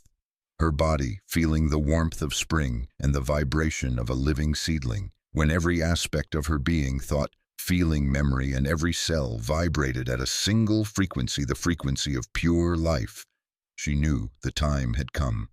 She opened her eyes, looking at the dead land before her. She did not shout, she did not plead. She only whispered a single word, carrying the entire mass of her unified being. Live. It was not a request. It was a decree, a seed of truth planted in the soil of falsehood. The moment she spoke, she turned and walked away. She did not look back to check the results. She did not repeat the word. The creative act was complete. Her task now was to live in the truth she had just declared. She began to select new seeds for her garden. The next morning, in the exact spot where Alara had sat, a single tiny, strong green sprout had pierced the dry earth. From that one point, life began to radiate, pushing back the nothingness day by day until the entire valley was restored. Alara had not defeated death. She had simply reminded the world of the truth of life with a decree issued from a completely unified being. The decree of a unified being. This is the highest level of co-creation. It is no longer a technique, but a state of existence. Ultimate creation comes from complete unification. When your desire, belief, speech, and body all sing the same song, your word is no longer a suggestion. It is an event in the energy field. The universe, with the precision of a mirror, must reflect that event. The mass of your truth matters more than the volume of your voice. You can shout a lie all day, but it remains as light as air. But a whisper spoken from the deepest truth, backed by the totality of your being, carries an immense energetic mass. It is a boulder dropped into a lake, creating ripples powerful enough to change everything. When there is resonance, you only need to speak once. Repetition is a tool of the human mind, not of the law. To repeat a decree is to acknowledge that you don't believe it took effect the first time. When you achieve unification, you know the universe has heard. To say it again is an act of disbelief. The word must contain life. Affirmations repeated like a parrot lacking the energy of emotion and belief are hollow seeds. They will never germinate, but a word infused with life, watered by the feeling of already real, will take root in the soil of creation instantly, after speaking live in the fulfillment. This is the final and most difficult step. After issuing your decree, your role as the doer is finished. Immediately let go and step into the role of the experiencer. Live, think, and act as one who already possesses what they have declared. Any anxiety or checking for results will weaken the decree you have just made. Practice the ritual of the single decree. This is not a daily practice. This is a sacred ritual reserved for a core critical intention that you have already spent time purifying and working with on the previous levels. For the most important intention, only choose a truth, a manifestation that you feel is your destiny or your most important transformation at this time. The unification process. Set aside a sacred period of time, an evening or a full day. Go into a state of deep stillness. Review and unify every aspect of your being with this intention desire. Feel it as burning and pure. Vision, see it as clearly as a memory. Belief, transform any lingering doubt into an absolute knowing. Emotion, saturate yourself with the feeling of its completion. Body, release all the tension of trying. Issuing the decree when you feel you are at the absolute peak of unification, when not a single ripple of inner conflict remains. Speak your word or short phrase. Speak it clearly with authority and only once. Say it as if you are stating an obvious fact, like the sun rises in the east. Complete surrender and living in the new reality. The instant the word is spoken, take a deep breath in, and as you exhale, release it completely to the universe. Do not think about it again. Do not analyze. Do not look for signs. Your work is done. Now stand up and live your life with the quiet certainty that reality is rearranging itself to obey the decree you have just issued. Chapter 21. The Invisible Crown of Harmony. After experiencing the power of a decree spoken from complete unification, I expected my life to be filled with grand and spectacular miracles. But the greatest change was not in what I acquired, but in how the world interacted with me. A subtle yet incredibly profound shift had taken place. Tense arguments now became gentle dialogues. Opportunities I once had to struggle for now found their way to me. People seemed to listen to me with a different kind of attention. I realized that the result of continuously practicing alignment is not a series of extraordinary events, but the formation of a stable energy field around oneself. It was as if I were wearing an invisible crown, not of gold and silver, but woven from the very peace and certainty of my inner being.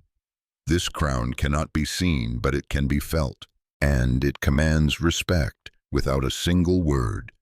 The final story of Calin, the Lord we have met before, is a perfect lesson in this true authority.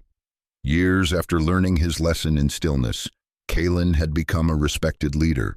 One day, a major dispute broke out between his domain and a neighboring land over the rights to a river during a dry season. The lord of the other land was an aggressive and belligerent man. He came to meet Calin with an armed entourage, slamming his fists on the table, shouting and making threats, trying to impose his demands with force and status. Calin's advisors all urged him to respond in kind, to display military might, to use harsh words, to meet the challenge as an equal. This is how worldly power has always operated, but Calin chose a different path. Throughout the entire negotiation, he never raised his voice. He did not argue, nor did he rebut. He simply sat there in a stillness as solid as a mountain. He listened to all the other man's angry words with a complete non-judgmental presence. His energy field was peaceful, clear, and utterly without fear. The aggressive energy of the other lord, having nothing to push against, meeting no resistance, began to weaken on its own. Like a great wave crashing upon a calm shore, it roared and then dissolved.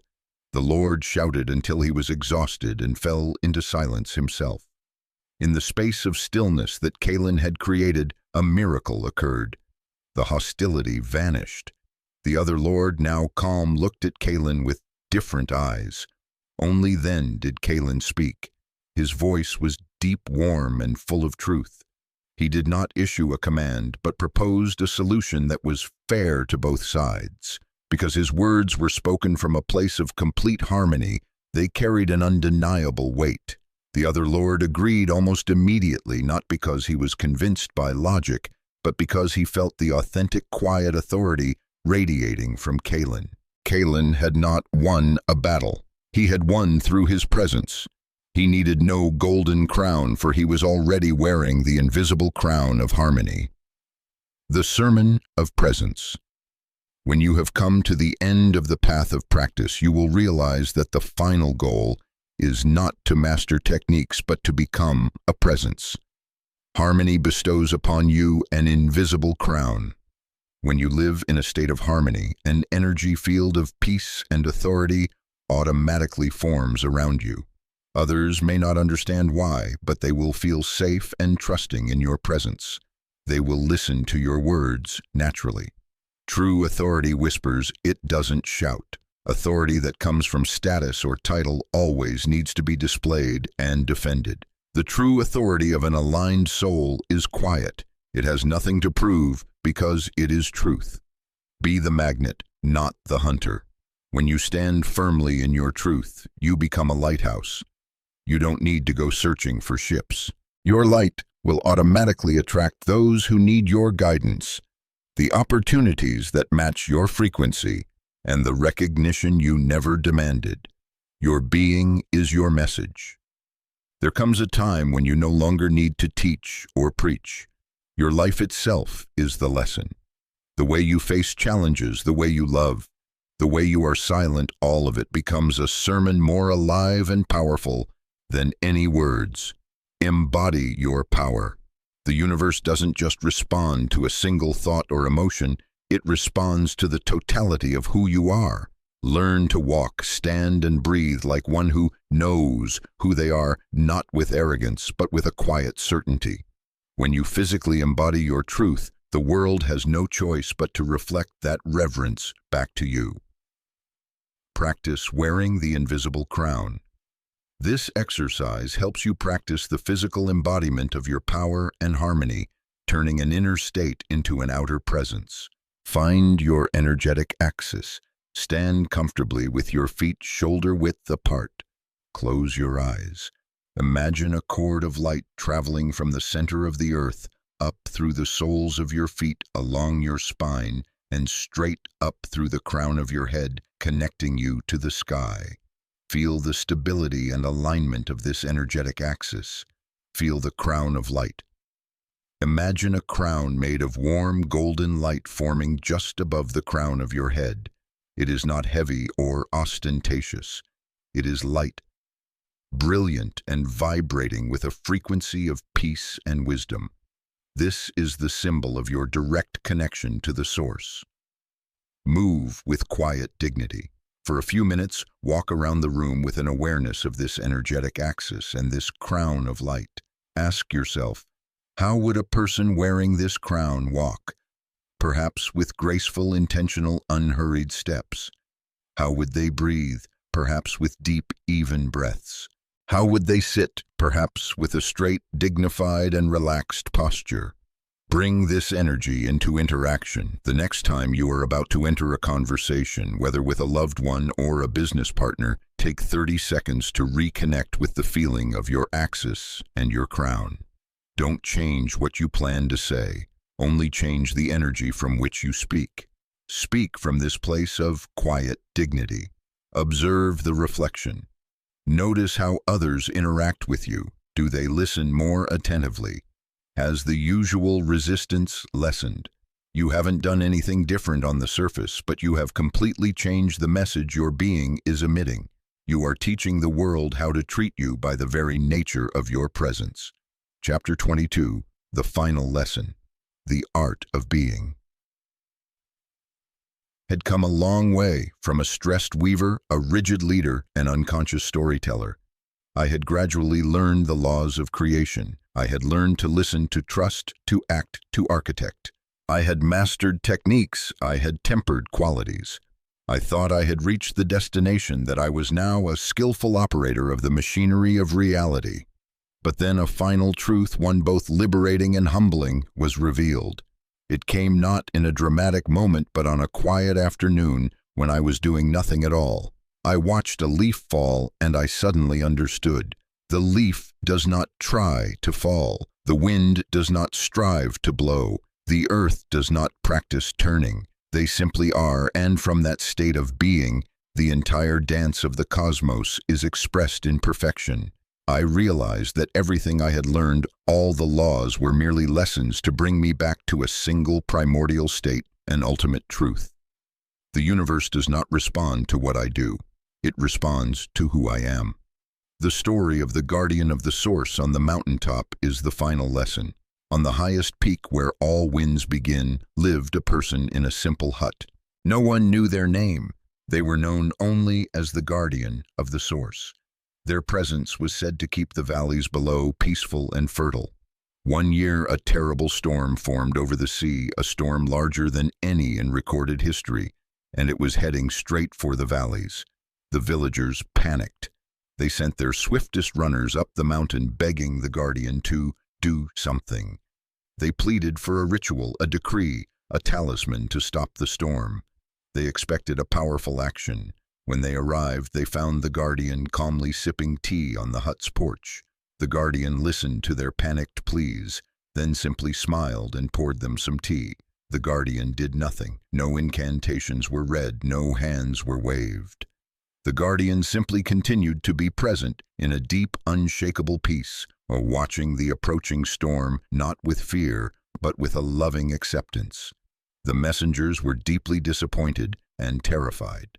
They thought the guardian had abandoned them, but as the colossal storm reached the edge of the mountain, a strange phenomenon occurred.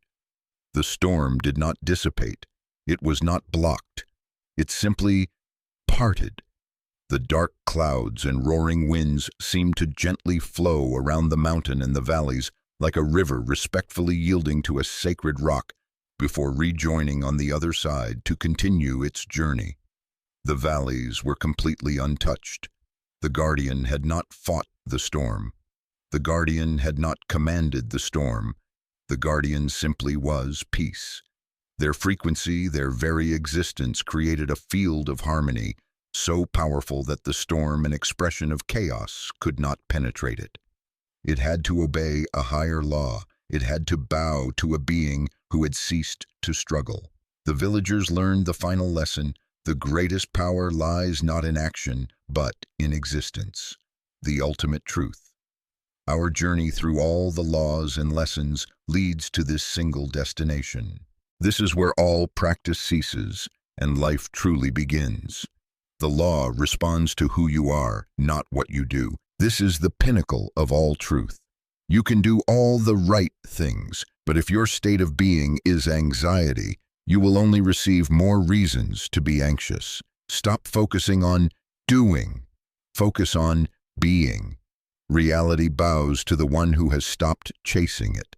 As long as you are seeking, you are telling the universe that you are in a state of lack. The exhausting chase between you and happiness, abundance, or love will only end when you stop. When you stand still in your own fullness, you will be amazed to see that everything you once chased is now turning and moving toward you. Become the frequency you seek. The final task is not to visualize peace, but to become peace. Not to affirm love, but to be love. Embody it completely, without a word, without an image. Simply a quiet, certain knowing that this is what you are. A centered knowing spontaneously reorganizes reality. When you abide in this state of knowing, you do not need to worry about how. Your inner certainty emits a powerful signal commanding molecules, opportunities, people, and circumstances to gracefully rearrange themselves around your new truth. The world doesn't need to be convinced, only witnessed. You are no longer burdened with having to prove anything to anyone, including yourself. Let it go. Your only remaining task is to abide in your truth, in the harmony of your being. The world is simply an audience that will watch and applaud by reflecting the magnificence of who you are. The final practice, laying down the burden. This is not an exercise for you to do, but one for you to undo. This is an act of permission. Find your sanctuary. Find a place where you can sit or lie down in complete comfort. Acknowledge the burden. Close your eyes. For a moment, become aware of all the subtle efforts you are carrying. The effort to be better. The effort to heal. The effort to manifest. The effort to understand. The effort to control. Feel the weight of all that trying. The act of letting go. Take a deep breath in, and as you breathe out consciously and intentionally, let it all go. Relinquish the entire self-improvement project. Let go of the entire burden of having to get the laws right. For just these few minutes, give yourself permission to not be anyone trying to become someone else. Simply be. In that liberated space, just exist. You are not a seeker. You are not a creator. You are simply a presence, a breath, an existence. Feel the infinite peace in doing nothing. Feel the quiet power in simply being. Carry the lightness. This is your natural state, the source of all power. When you feel ready, open your eyes and carry this sense of lightness into your life. You have remembered the final lesson, which was also the very first. Your task was never to do anything at all. Your task was always just to be you. Chapter 23. The Silent Keeper of the Treasure. After touching the state of being, of effortless existence, moments of revelation, of profound insight began to come to me more frequently. They were like flashes of lightning in a still night, illuminating the entire inner landscape. My first instinct was to run and tell the world what I had seen. I wanted to share that light. I believed it was my duty. But I quickly noticed something strange and important when I rushed to turn a revelation into words. Its light seemed to dim within me. Its energy, instead of accumulating and transforming me, dissipated into the air like a fragrant mist that lasts only for a moment. I came to understand that sacred wisdom is like a seed. It needs time to be incubated in the warm darkness of silence, to take deep root in the soil of the receiver's soul. To hastily dig it up for the world to see would be to kill that tender, nascent life. The story of Rhys and the Starlight Stones is a profound lesson in this maturity. Rhys was a young man who spent his life searching for the mythical Starlight Stones. Legend said that these stones, when found, were just dull, lifeless gray rocks. But if cared for properly by their finder, they would awaken, emitting a light from within that could heal all sorrow. After years of searching, Rhys was overjoyed to find such a stone. He couldn't wait to share his joy. He ran straight back to his village, gathered everyone, and proudly held up the dull gray rock, telling them of its magical potential. The villagers, seeing only an ordinary stone, laughed and mocked him. They called him a foolish dreamer. Their doubt, ridicule, and cold energy enveloped the stone. Rhys, shifting from joy to disappointment, began to doubt himself as well. The stone, instead of awakening, seemed to grow even duller and heavier. He had inadvertently killed the magic with his own haste. Saddened, he sought out an old gem cutter in the region. The master looked at the stone, then at Rhys, and said, "You found a sleeping prince, but treated him like a beggar. These stones do not need to be performed, they need to be incubated. Their light is nourished not by the applause of the crowd, but by the silence and quiet faith of its keeper." He explained that when one finds a starlight stone, one must keep it a secret. It must be wrapped in the softest cloth and kept close to one's heart for a full moon cycle. The stone will absorb the warmth, trust, and energy of its keeper. It is in that silence, privacy, and protection that the light within has a chance to form and accumulate. Reese carried that lesson with him. Sometime later he found another stone. This time he told no one. He quietly wrapped it in a piece of silk and placed it in a pocket close to his chest. He didn't try to make it glow. He simply protected it, treasured it, and allowed his own peace and belief to become its nourishment. He became the faithful keeper of his own treasure. One night, while meditating, he felt a warmth spreading from his chest. He carefully unwrapped the cloth. The once gray stone was now emitting a soft, ethereal, and living blue light. It had awakened. This time, when he brought the stone back to the village, he didn't need to say a word. Its light told its own story. The people fell silent in admiration, and whoever was touched by its light felt a peace spread through their soul. Reese had learned that wisdom, like a starlight stone, must be nurtured and perfected in the sanctuary of silence before its light can truly illuminate the world. The keeper of the soul's treasure. As you go deeper on your spiritual path, you will receive your own starlight stones. These are moments of revelation, profound insights. How you treat them will determine their power. Wisdom revealed too soon loses its power. Treat each new truth as a tender seedling. It needs to be protected from the frost of doubt and the cold winds of judgment.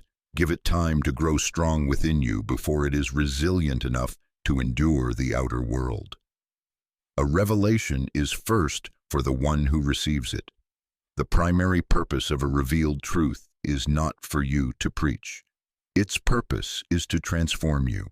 It needs to be digested, absorbed, and integrated until it becomes an inseparable part of who you are.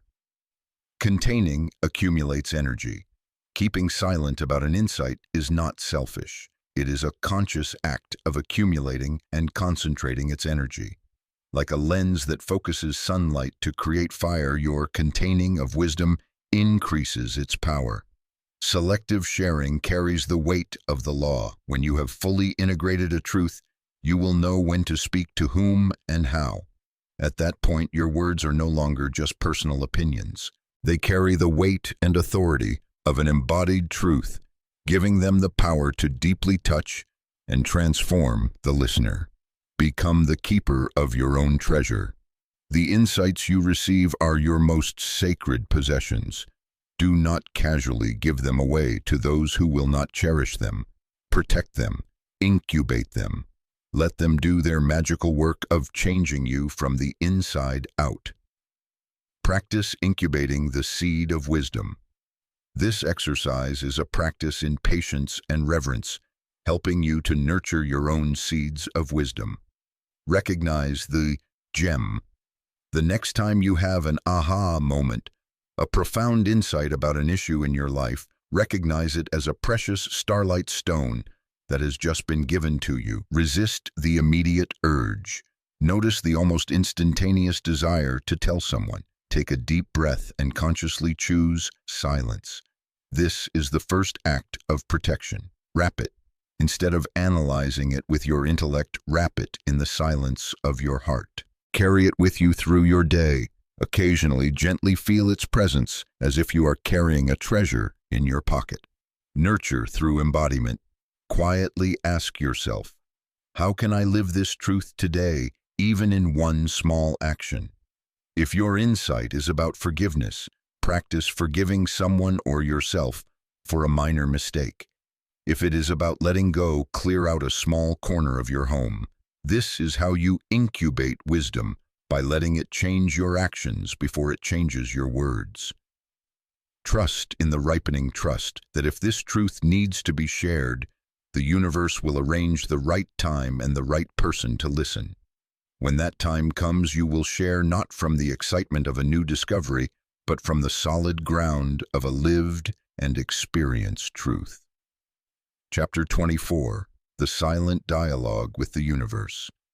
After learning to treasure and incubate sacred truths, within another magical change began. By making my inner world quiet, I could suddenly hear the outer world with a completely new clarity. Events that I had previously dismissed as random or coincidental now seemed to carry a profound meaning, a purposeful arrangement. A white feather floating down in front of me at the exact moment I was pondering a decision. A song coming on the radio with lyrics that answered the very question I was asking myself. I began to realize that the universe is not silent. It is always in conversation with us. The problem was that we were trying to listen to it in the wrong language. We expect dogmatic principles, clear verbal answers, while the universe speaks in poetry, in symbols, in subtle ripples across the tapestry of existence. When I stopped demanding and started observing, I realized I was living within a grand, unending dialogue. The story of Maya, the seeker of herbs, is a lesson in how to hear this language. Maya was a young healer. The elder in her village was gravely ill, and the only cure was a rare flower called the moon petal, a species that appeared on no map. All Maya knew was that it grew only where the Mother Earth whispers to the moon. This was not a logical instruction. Maya began her journey with her intellect. She analyzed wind direction, soil type, and humidity, trying to deduce a logical location. She followed every path that seemed scientifically correct, but they all led to dead ends. The more she tried to use her mind to decode the poem, the more lost and desperate she became. Finally, exhausted in a deep forest, she sat down by the roots of an ancient tree and surrendered.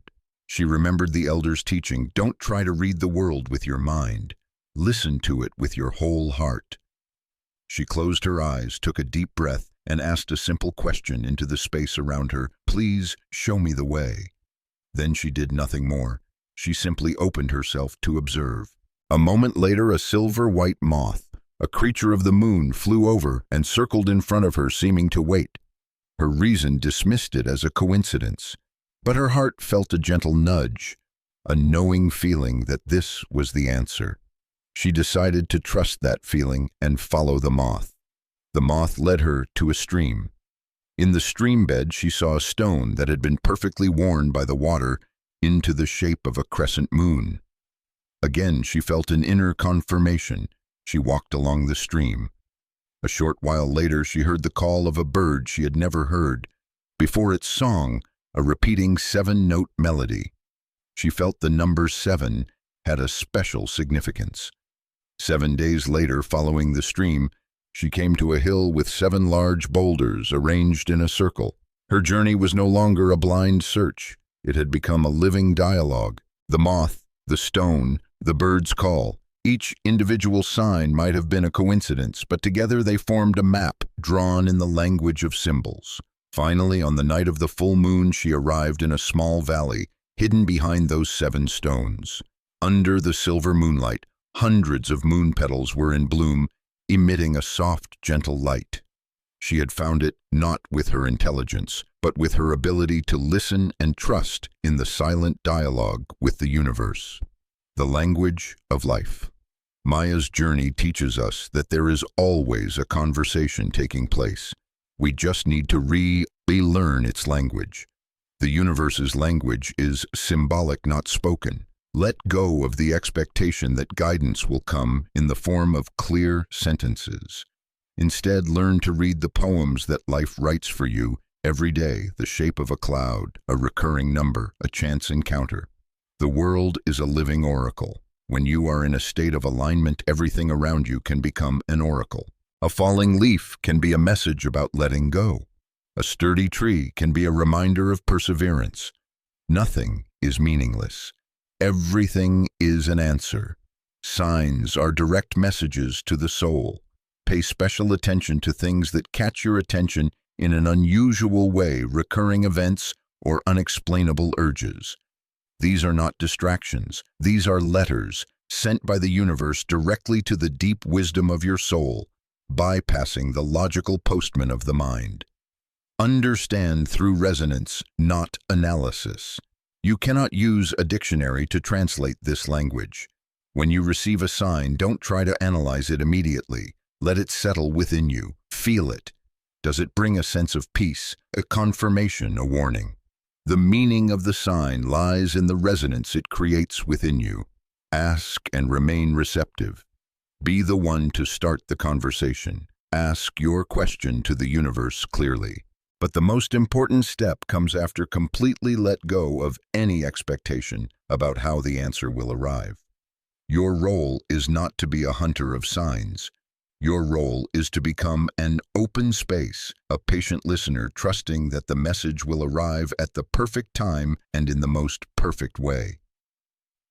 Practice asking for a sign. This exercise helps you consciously begin your own dialogue with the universe. Choose a question. Think of an area or a decision in your life where you need clarity. Formulate it into a simple, sincere question. For example, please give me a clear sign about my next step. Ask and release. Speak your request either aloud or in your mind. Then perform the most important action. Visualize placing that question into a balloon and letting it float up into the sky.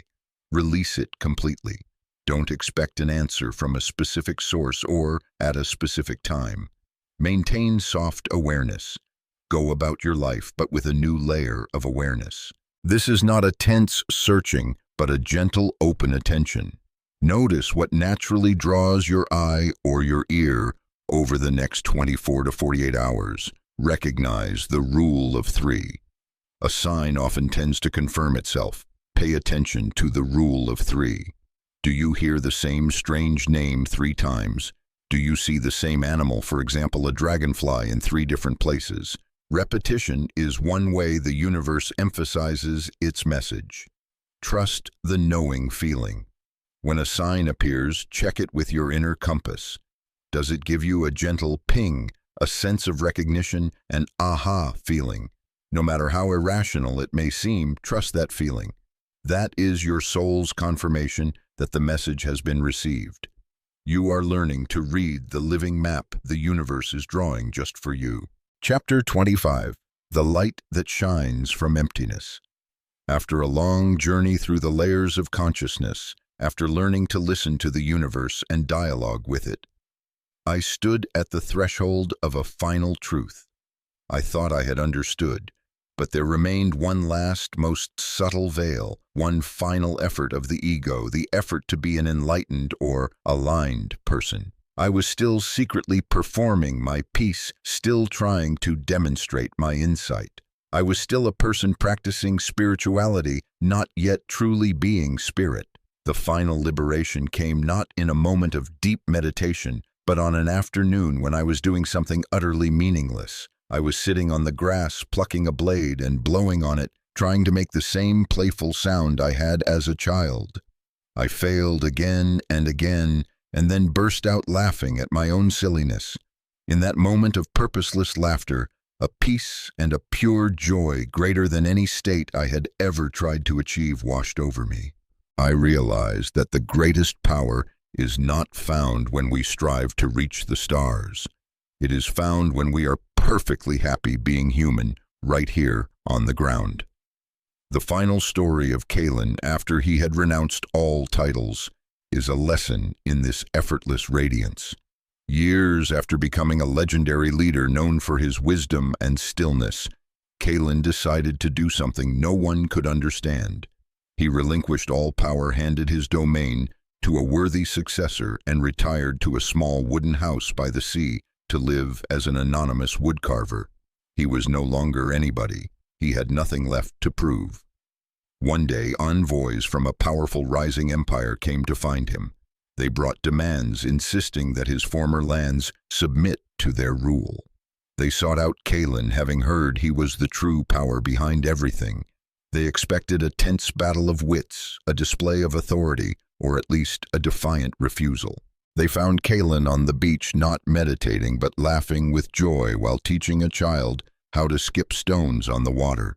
He greeted them with a warmth that held no defenses, offered them a cup of herbal tea, and then returned to his work carving a small seagull from a piece of driftwood. He was completely absorbed in his work. His hands moved with the grace of pure joy. He wasn't carving the bird to sell it nor to create a masterpiece. He did it simply because the act itself brought him a simple, ineffable pleasure. His energy was completely transparent without a single ripple of self-consciousness or the need to impress. The envoys, powerful men accustomed to games of strategy and displays of force, suddenly felt their own arrogance and threats become ridiculous and hollow in the face of this presence. Kalen's pure joy had an invisible power, a quiet authority that dissolved all pretense. He didn't resist them. He didn't even truly pay them the kind of attention they expected. He was in another reality, a reality of purposeless joy. The lead envoy, after watching Kalen in silence for a long time, bowed his head. He said to his men, "Let us go. A man who has found such a vast kingdom in a small piece of wood will never bow to any earthly kingdom." They left in peace not because they were defeated, but because they had witnessed a truth far beyond any power they knew. Kalen had not needed to do anything. His existence, his joy, was the most powerful answer. The Sermon of Joy. The journey has brought us back to the beginning, but with a completely new understanding. This is not a new lesson. This is permission to come home. The greatest power is activated when you stop proving yourself. As long as you have a need to be recognized, to be seen as right, good, or worthy, you are still handing your power to the outside world. When you completely let go of the burden of proving yourself, an empty and powerful space opens up. The true power of the universe flows through that emptiness of the ego. Authenticity is more magnetic than any performance. You cannot fake it till you make it at this level. The universe doesn't read your script, it feels your truth. A person living authentically with all their imperfections is 1,000 times more magnetic than a person performing a perfect role. Shining is a result of being, not trying. Your light is not something you turn on or off. It is a natural radiance that emerges when you are no longer obscured by the masks of fear and the need to prove yourself. Don't try to shine, just be you, and you cannot help but shine. This is a state to remember, not a skill to learn. You were once that child who knew how to play without purpose. You were once this pure being. This path is not about learning a new skill, but about shedding everything that is not you to remember that natural state. Purposeless joy is the highest expression. When you do something not for the result, not for recognition, but simply because the act itself makes your soul sing, that is when you are aligning with the highest creative vibration. In that moment, your existence is the message. Your joy is the prayer, and your life is the miracle. The final practice, purposeless joy. This practice has no goal. Its only goal is to have no goal at all. Listen for the whisper of joy. Ask yourself a simple question. What is a small, completely unproductive action that won't help me grow, that offers no benefit, but that simply makes me feel joyful like a child? Allow the purposeless action. The answer might be walking barefoot on the grass, singing a silly song, doodling on a piece of paper, dancing alone in your room, or simply lying down and watching the clouds float by. Do it for 5 minutes. Set aside 5 minutes and do that action. The most important condition, do it with no agenda whatsoever, not to relax, not to heal. Do it just to do it. Immerse yourself completely. For those 5 minutes, let yourself be completely absorbed in the action. Feel the pure joy, the lightness of not needing to be anyone, go anywhere, or achieve anything. Realize you have arrived home. In that moment of uncalculated joy, you are experiencing the most powerful and harmonious state of being. You don't need to search for it anymore. It has always been here waiting for you to give it permission to be expressed. This is your true home. Return there often. Chapter 26. The Guardian of the Inner Flame. After touching the state of purposeless joy, of effortless existence, I naively believed I had arrived, that this state of grace was immutable. and nothing could shake it. With an open heart, I welcomed everyone and every circumstance into my world, believing my peace could on its own radiate and transform all negativity. But I quickly learned a harsh lesson: even the brightest flame can be extinguished by cold winds if it is not shielded. I allowed myself to return to draining relationships, weakening habits, and noisy, toxic environments, thinking I had transcended them. But gradually my connection to the source grew faint. My clarity became clouded. My joy faded. I realized that a state of harmony does not grant me an exemption from the responsibility of protecting it. On the contrary, it demands even greater devotion and vigilance. The story of Silas, the keeper of the lighthouse at the edge of the world, is the final and most important cautionary tale.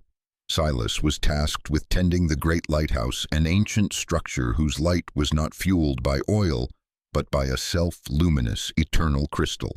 The brightness of this crystal depended entirely on the purity of the keeper's focus and energy. At first, Silas performed his duties well, but loneliness led him to open his heart to the seafarers who passed by. He invited them into the lighthouse for warmth and conversation. A few brought joy, but most brought with them tales of despair, complaints, and the tragedies of the outer world. Silas, with a kind heart, spent hours listening and comforting them. Gradually, he began to neglect his own sacred habits, his silent meditations, his walks to connect with nature. He didn't realize that every negative conversation, every distraction, every moment, he forgot his own self-care was like a small crack in the lighthouse walls, letting in the storm winds and salt spray. The crystal, the soul of the lighthouse, when exposed to that chaotic and draining energy, began to dim. Its light grew weak and flickering, endangering the very ships Silas wanted to help. Then one night, a terrible storm hit. The lighthouse beam was so weak that Silas himself could barely see it. He watched in horror as a ship, having lost its way, headed straight for the treacherous reefs because his light was not strong enough to guide it. This was his spiritual emergency. He realized his kindness had in fact been an abdication of responsibility. Without a moment's hesitation, he firmly but gently escorted all the visitors out of the lighthouse and sealed the door. His priority was no longer to be a hospitable host. His number one priority was to be a temple guardian.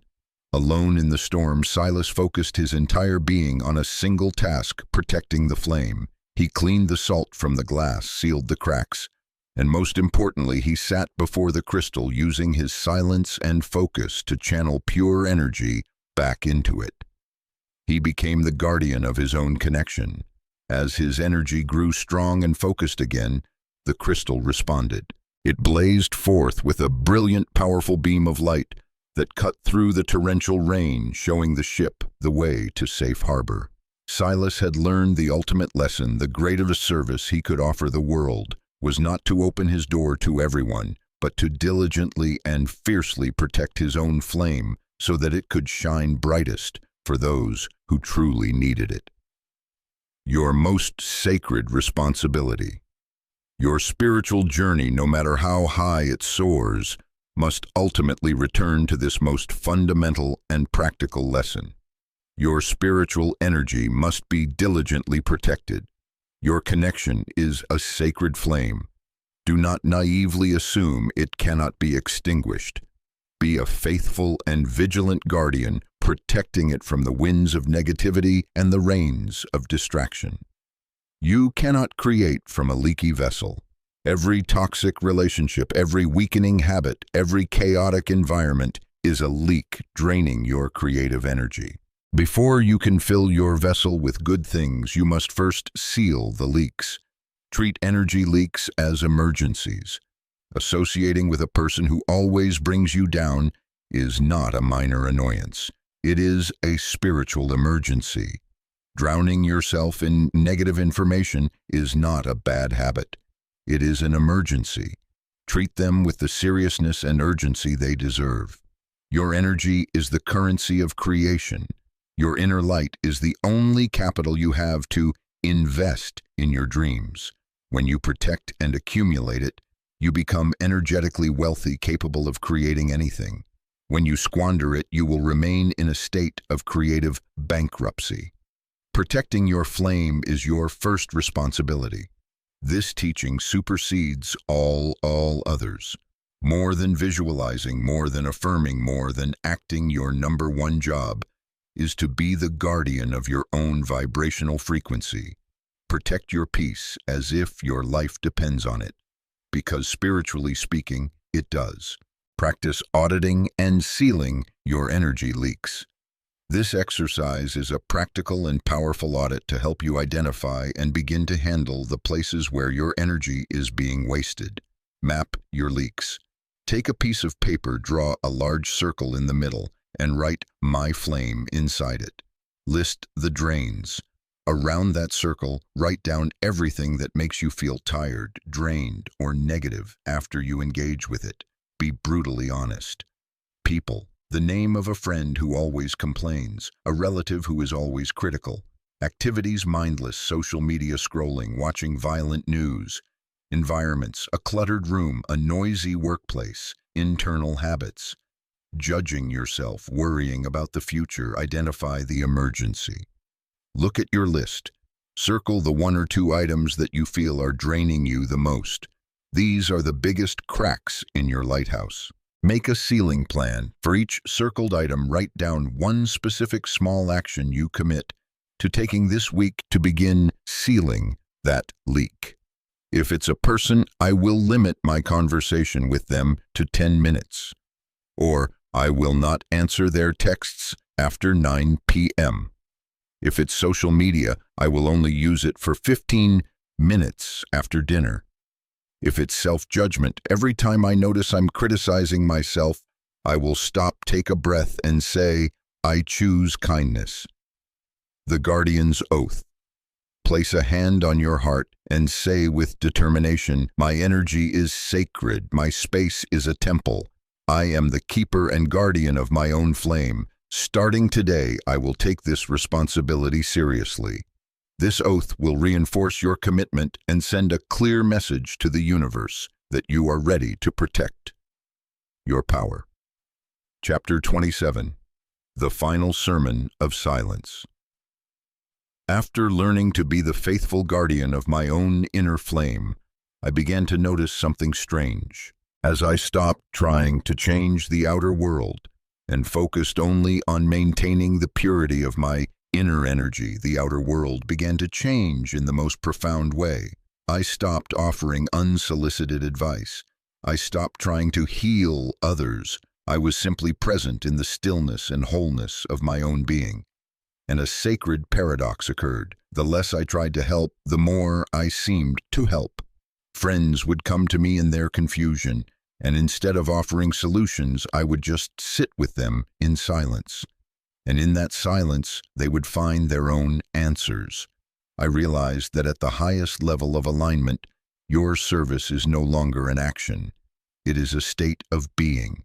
The story of Oren the Hermit of the Silent Waterfall is the final sermon on this truth. It was rumored that anyone who carried a heavy heart to the Silent Waterfall would return with a sense of lightness and clarity. Valerius, a young nobleman, who had just lost everything, his fortune, his title, and his family in a tragedy, came there as a last hope. He expected to receive a secret teaching, a mantra, or some kind of miracle from the hermit.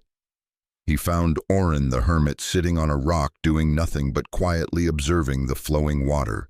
Valerius poured out his entire tragic story. He spoke of betrayal, loss, anger, and despair. Oren just listened. He offered no words of comfort, made no comment, passed no judgment. He simply gave Valerius the gift of his complete and non-judgmental presence. Day after day, Valerius continued to complain, to scream, and to weep. Oren remained there, as silent as the rock he sat upon, occasionally handing him a cup of hot tea. Finally, Valerius could bear it no longer. He shouted, "Why don't you say anything? Help me, give me an answer." Only then did Oren turn, gently looking at him with eyes full of compassion, and say, "I cannot give you that which you have not lost." That sentence, coupled with the long silence, did something inside Valerius. Having exhausted all his words and emotions, he finally fell silent. He sat down next to Oren and looked at the waterfall. For the first time, he didn't see it as scenery. He truly saw it. He saw the strength yet flexibility of the water. He saw the steadfastness of the rock. And then, looking down into the placid pool at the base of the falls, he saw his own reflection. But in Oren's presence, he saw more than just a tired and suffering face. As if illuminated by some invisible light, he caught a glimpse of another image behind it. The image of a Valerius who was strong, peaceful, and whole. He realized that the answer was never outside of him. It had always been within. Oren hadn't given him anything. He had simply become a perfect mirror, a silent space in which Valerius could see himself. The healing had not come from the hermit. It had come from Valerius, activated by the hermit's presence. The catalyst of stillness. This is the final blossoming of a soul that has completed its journey. Your power no longer lies in what you do, but in who you are. Your presence becomes the catalyst. You don't need to try to heal or awaken others. When you are fully aligned, your stillness automatically creates an energy field capable of calming storms and awakening potential in those who are ready. You become a living mirror. When you are transparent, no longer clouded by the ego, others who look at you will see a reflection. They don't just see you, they see the highest version of themselves. They see their own divine potential. That recognition has more healing power than 10,000 pieces of advice. Your light helps others. Remember, you cannot give anyone peace or wisdom. Those qualities already exist within them. Your light is simply a torch that illuminates their dark room, helping them to remember and find their own treasure. This is the final blossoming of surrender. This state cannot be forced. It only comes when you have truly let go of all desire to be a healer, a teacher, or an enlightened one. It only comes when you are happy simply being you. It is a gift of surrender. Your presence is enough. Trust in this completely. The power of your aligned existence is boundless. Your silence can say more than all words. Your peace can move mountains in another's heart. You do not need to seek out anyone to help. Just be the lighthouse, and the ships that need the light will find you. Your presence by itself is more than enough. The final practice. Trusting in your presence. This exercise is a practice in trusting the quiet power of your own being. Recognize the rescuer role. Become aware of the tendency to want to fix problems for others, the urge to give advice, to intervene, to make things better. Choose intentional silence. The next time a friend or loved one comes to you with a problem, try a new approach. Make a conscious decision. For the first 10 minutes, my only job is to listen with my entire being. Listen with presence. Turn off your phone. Turn your whole body toward them. Listen not just with your ears, but with your whole heart. Don't think about the answer you are going to give. Simply create a safe, non-judgmental space for them. Ask questions instead of giving advice. If you feel you must speak, try asking an open-ended question instead of offering a solution. For example, how does that truly make you feel? Or what do you think your heart is telling you? These questions return the power to them. Witness the miracle, observe what happens. In most cases, when given a space of true presence, the person will find their own clarity and their own answers. You will realize that you didn't need to do anything at all. Your presence was the most powerful catalyst. You became the mirror, and that is the deepest service. Chapter 28. The Symphony of Creation. After learning to be a guardian of silence and a mirror for the truth, I thought the role of speech was finished. I believed that silence was the highest language. But then I was led to an even more refined insight. I began to pay attention to ancient traditions, the chanting of monks, the invocations of shamans, the hymns repeated in temples. I had once seen these as mere religious rituals, but now I realized a deeper truth. They were not just speaking prayers, They were weaving reality with sound. They understood that a word doesn't just have meaning, it has an architecture, a rhythm, and it is the music of speech that has the power to command creation. I began to experiment. Instead of just thinking an intention, I began to whisper it. With a slow, steady rhythm, I could feel the vibration of each syllable in my own chest, and I was astonished to find that the energy of these rhythmic words was more powerful, more dense, and had a far more palpable effect. I had discovered that speech could become a symphony, and I was the conductor. The final story of Finian the storyteller from long ago is a perfect lesson in this evolution. After many years of cultivation, Finian was no longer a garrulous storyteller. He had learned the power of silence and truth. He became the keeper of the village's memory stones, ancient boulders carved with power runes, tasked with maintaining the life and energy of the land. One day, a strange weariness fell over the land. The trees were still green, but they lacked vitality. The people still worked, but they lacked joy. The air itself seemed to grow heavy and stagnant. Finian knew it was his duty to reactivate the energy of the stones. He went to the sacred stone circle. He stood before each stone and read aloud the runes carved upon them: vitality, growth, flow. He read them with a pure intention and intense focus. But nothing happened. The land remained dormant. His words, though correct and true, were flat and lacking something. They were blueprints without builders. Disappointed, Finian returned to the village archives, studying the scrolls of the first keepers. He found a small, annotated passage. The runes are not meant to be read, they are meant to be sung. The stone does not understand the meaning of words. It feels the vibration of rhythm. Find the song of life, and the stones will awaken. Finian had an epiphany. He had been treating sacred language like a shopping list. He had missed the music. He returned to the stone circle. This time he did not read. He closed his eyes, placed a hand on his heart to feel the rhythm of life within. He began to chant. He didn't just say the word vitality. He drew it out, creating a deep, warm, and steady sound, harmonizing with his own heartbeat. Vitality, vitality. He could feel the vibration starting in his chest, spreading down to the soles of his feet and into the earth. The stone before him began to hum gently, resonating with his song. He moved to the next stone, growth. He created a different rhythm, an upward rising cadence, like a seedling pushing its way through the soil.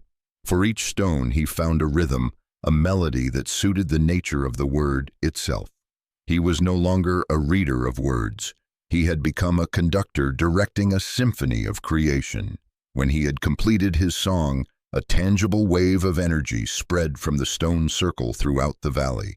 The trees seemed greener, the air felt lighter, and a sense of joyful vitality returned to the people. Finian had learned the final lesson of speech. Words are the blueprint, but rhythm and intention are the builders of reality. The vibrational architecture of speech. When you are ready, step into a deeper practice of language where you do not just speak, but weave reality with sound. Every word is a vibrational blueprint. Look at a word not just as a concept, but as a sacred geometric structure of sound. When you pronounce a word, you are releasing an energetic structure, a blueprint into the quantum field, commanding it to take form according to that structure. Rhythm and tone are as important as content. The law doesn't hear your words, it feels their vibration. A word spoken with a steady rhythm, a confident tone, and a pure intention will create an organized and powerful energy wave. A word spoken from chaos will create a chaotic energy wave. Conscious speech is a sacred ritual. Treat the speaking of your intention like a ceremony, not a conversation. Create a sacred space. Speak slowly, consciously. This act will upgrade your speech from a mere wish to a creative act. Align with the rhythm of the universe. The entire universe operates on rhythm. When you bring rhythm into your speech, you are aligning your small symphony with the grand symphony of the cosmos, creating a powerful resonance and accelerating the process of manifestation. Chant your reality into being. Choosing a short, powerful affirmation and chanting it daily is one of the most potent techniques for reprogramming your being. Feel the vibration of each word in your body. This ritual is not to convince the universe, it is to convince every cell of your being that the new reality is already a fact. Practice chanting your blueprint. This exercise helps you experience the power of bringing rhythm and ritual into your creative speech. Choose your power words. Instead of a long affirmation, choose 1 to 3 core powerful words that describe the state you wish to embody. For example, peace, clarity, freedom, or simply abundance. Create a ritual space. Find a quiet place. You can light a candle, burn some incense, or do anything that helps you feel the sacredness of the moment. Find your inner rhythm. Close your eyes, place a hand on your heart, and feel your own heartbeat. This is your most primal and personal rhythm. Begin to chant. Start to chant your purna words. Don't just say them, sing them, hum them, draw out the vowels. Create a low, steady tone that you can feel vibrating in your chest. Try to match the rhythm of your chant to your heartbeat. Peace. Peace. Feel the resonance spread. The main goal is to feel the physical vibration of the words. Feel it in your throat, in your chest. Imagine this vibration spreading to every cell, reprogramming them to the new frequency. Then imagine it spreading out from your body, filling the room. Practice for 2 to 5 minutes. Rest in the stillness. After you finish, sit quietly in the silence. Feel the shift in your energy field. The air may feel denser, more potent. You didn't just say a few words. You just released a structured vibrational blueprint into the creative field of the universe. Chapter 29. When the final veil dissolves, I had come a long way to arrive here. I had learned to listen, to trust, to act, to create, and finally to let go. I thought I had understood the operating laws of the universe, but there remained a subtle sense of separation. There was still an I here and a universe or a law out there. I was the student, the practitioner, the one who was trying to align. And then in a moment, with no warning, not in deep meditation, but while quietly looking at my own reflection on the surface of a still lake, the final veil dissolved. For a brief second, that reflection was no longer me. The I had disappeared. There was only the lake, the sky, and the forest. The observer and the observed had merged into one. And I realized an ultimate truth, one both shocking and profoundly peaceful. There were never two. There was never a separate me trying to align with the universe. I am the universe experiencing itself through these eyes. This entire journey, with all its struggles and glories, was just a beautiful dream the Source had created to enjoy the pleasure of coming home to itself. The final story is not one of a hero, but one of union. In a valley that had reached a state of perfect harmony, there lived a person in a garden. People no longer called him by his name, for he no longer seemed to be an individual. They just called him the Nameless One. His very presence was the peace of the valley. One day a child approached him as he sat silently on the grass.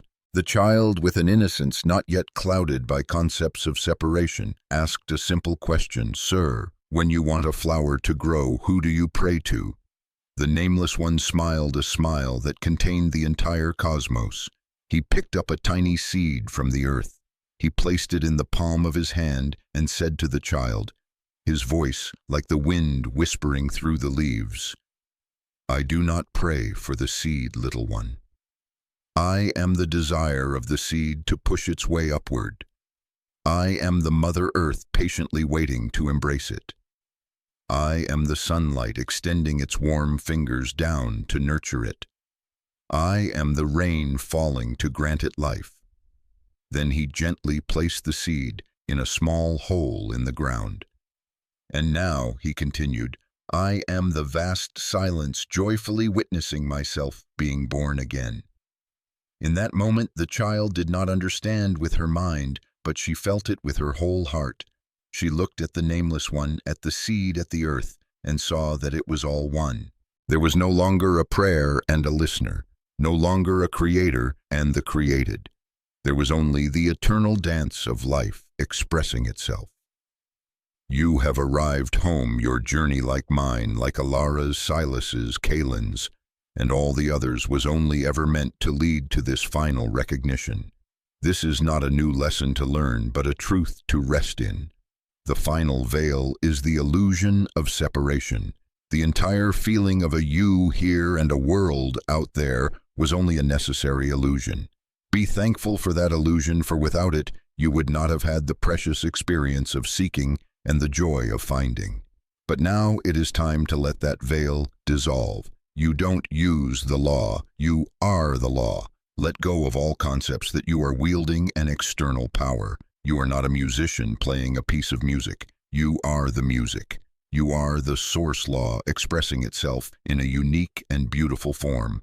The seeker and the sought are one. Your spiritual search is truly over because you have realized that you are the very treasure you have been seeking for so long. Your desire is the source wanting to experience itself through your eyes. Your sorrow is the source wanting to heal itself through your heart. The techniques were only descriptions of your nature.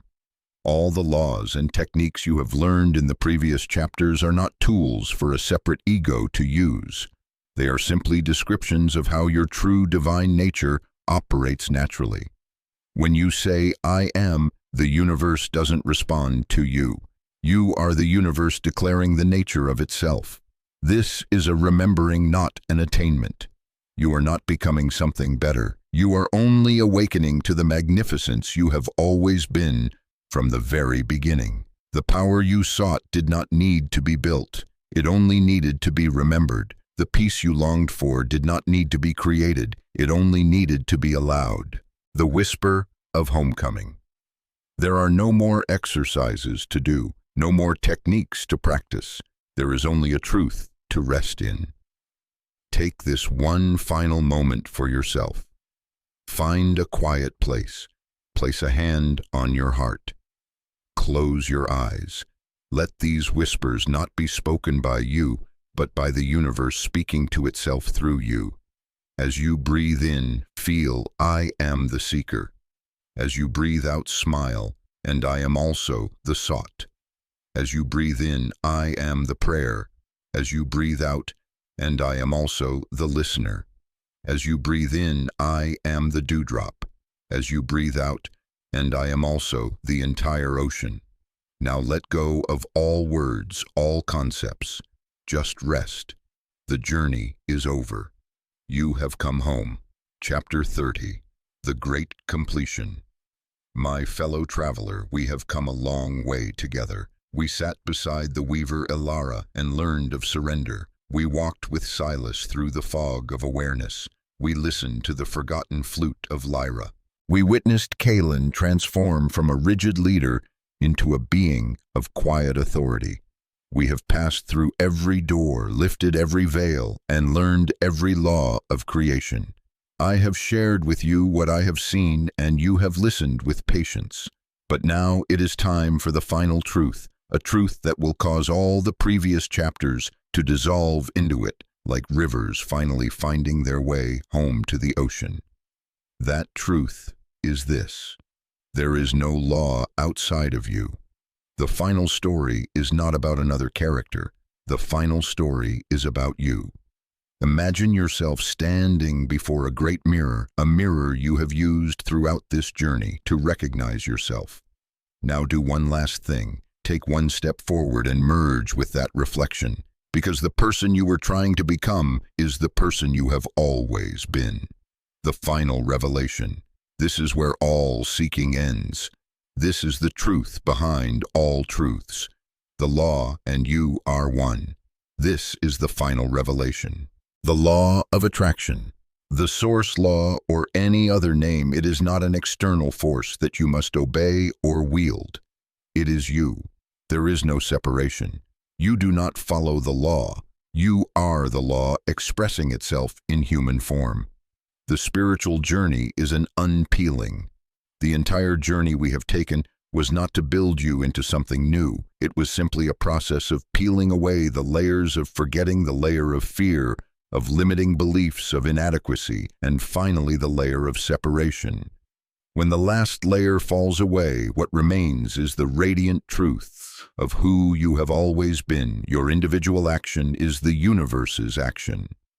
Realize now that there is no difference between you and creation. When a thought arises in your mind, that is the universe thinking. When an authentic desire rises in your heart, that is creation calling itself into a new form. When you speak a decree from a place of unity, that is the law speaking. All teachings are merely mirrors. All the stories in this book, all the masters, the sacred texts, and the practices in this world have only one purpose. They are mirrors held up so that you may recognize your own true face. But remember, you are not the mirror, and you are not the reflection. You are the one who is looking, and once you have truly seen, you no longer need the mirror. Rest in the final knowing. The burden is lifted.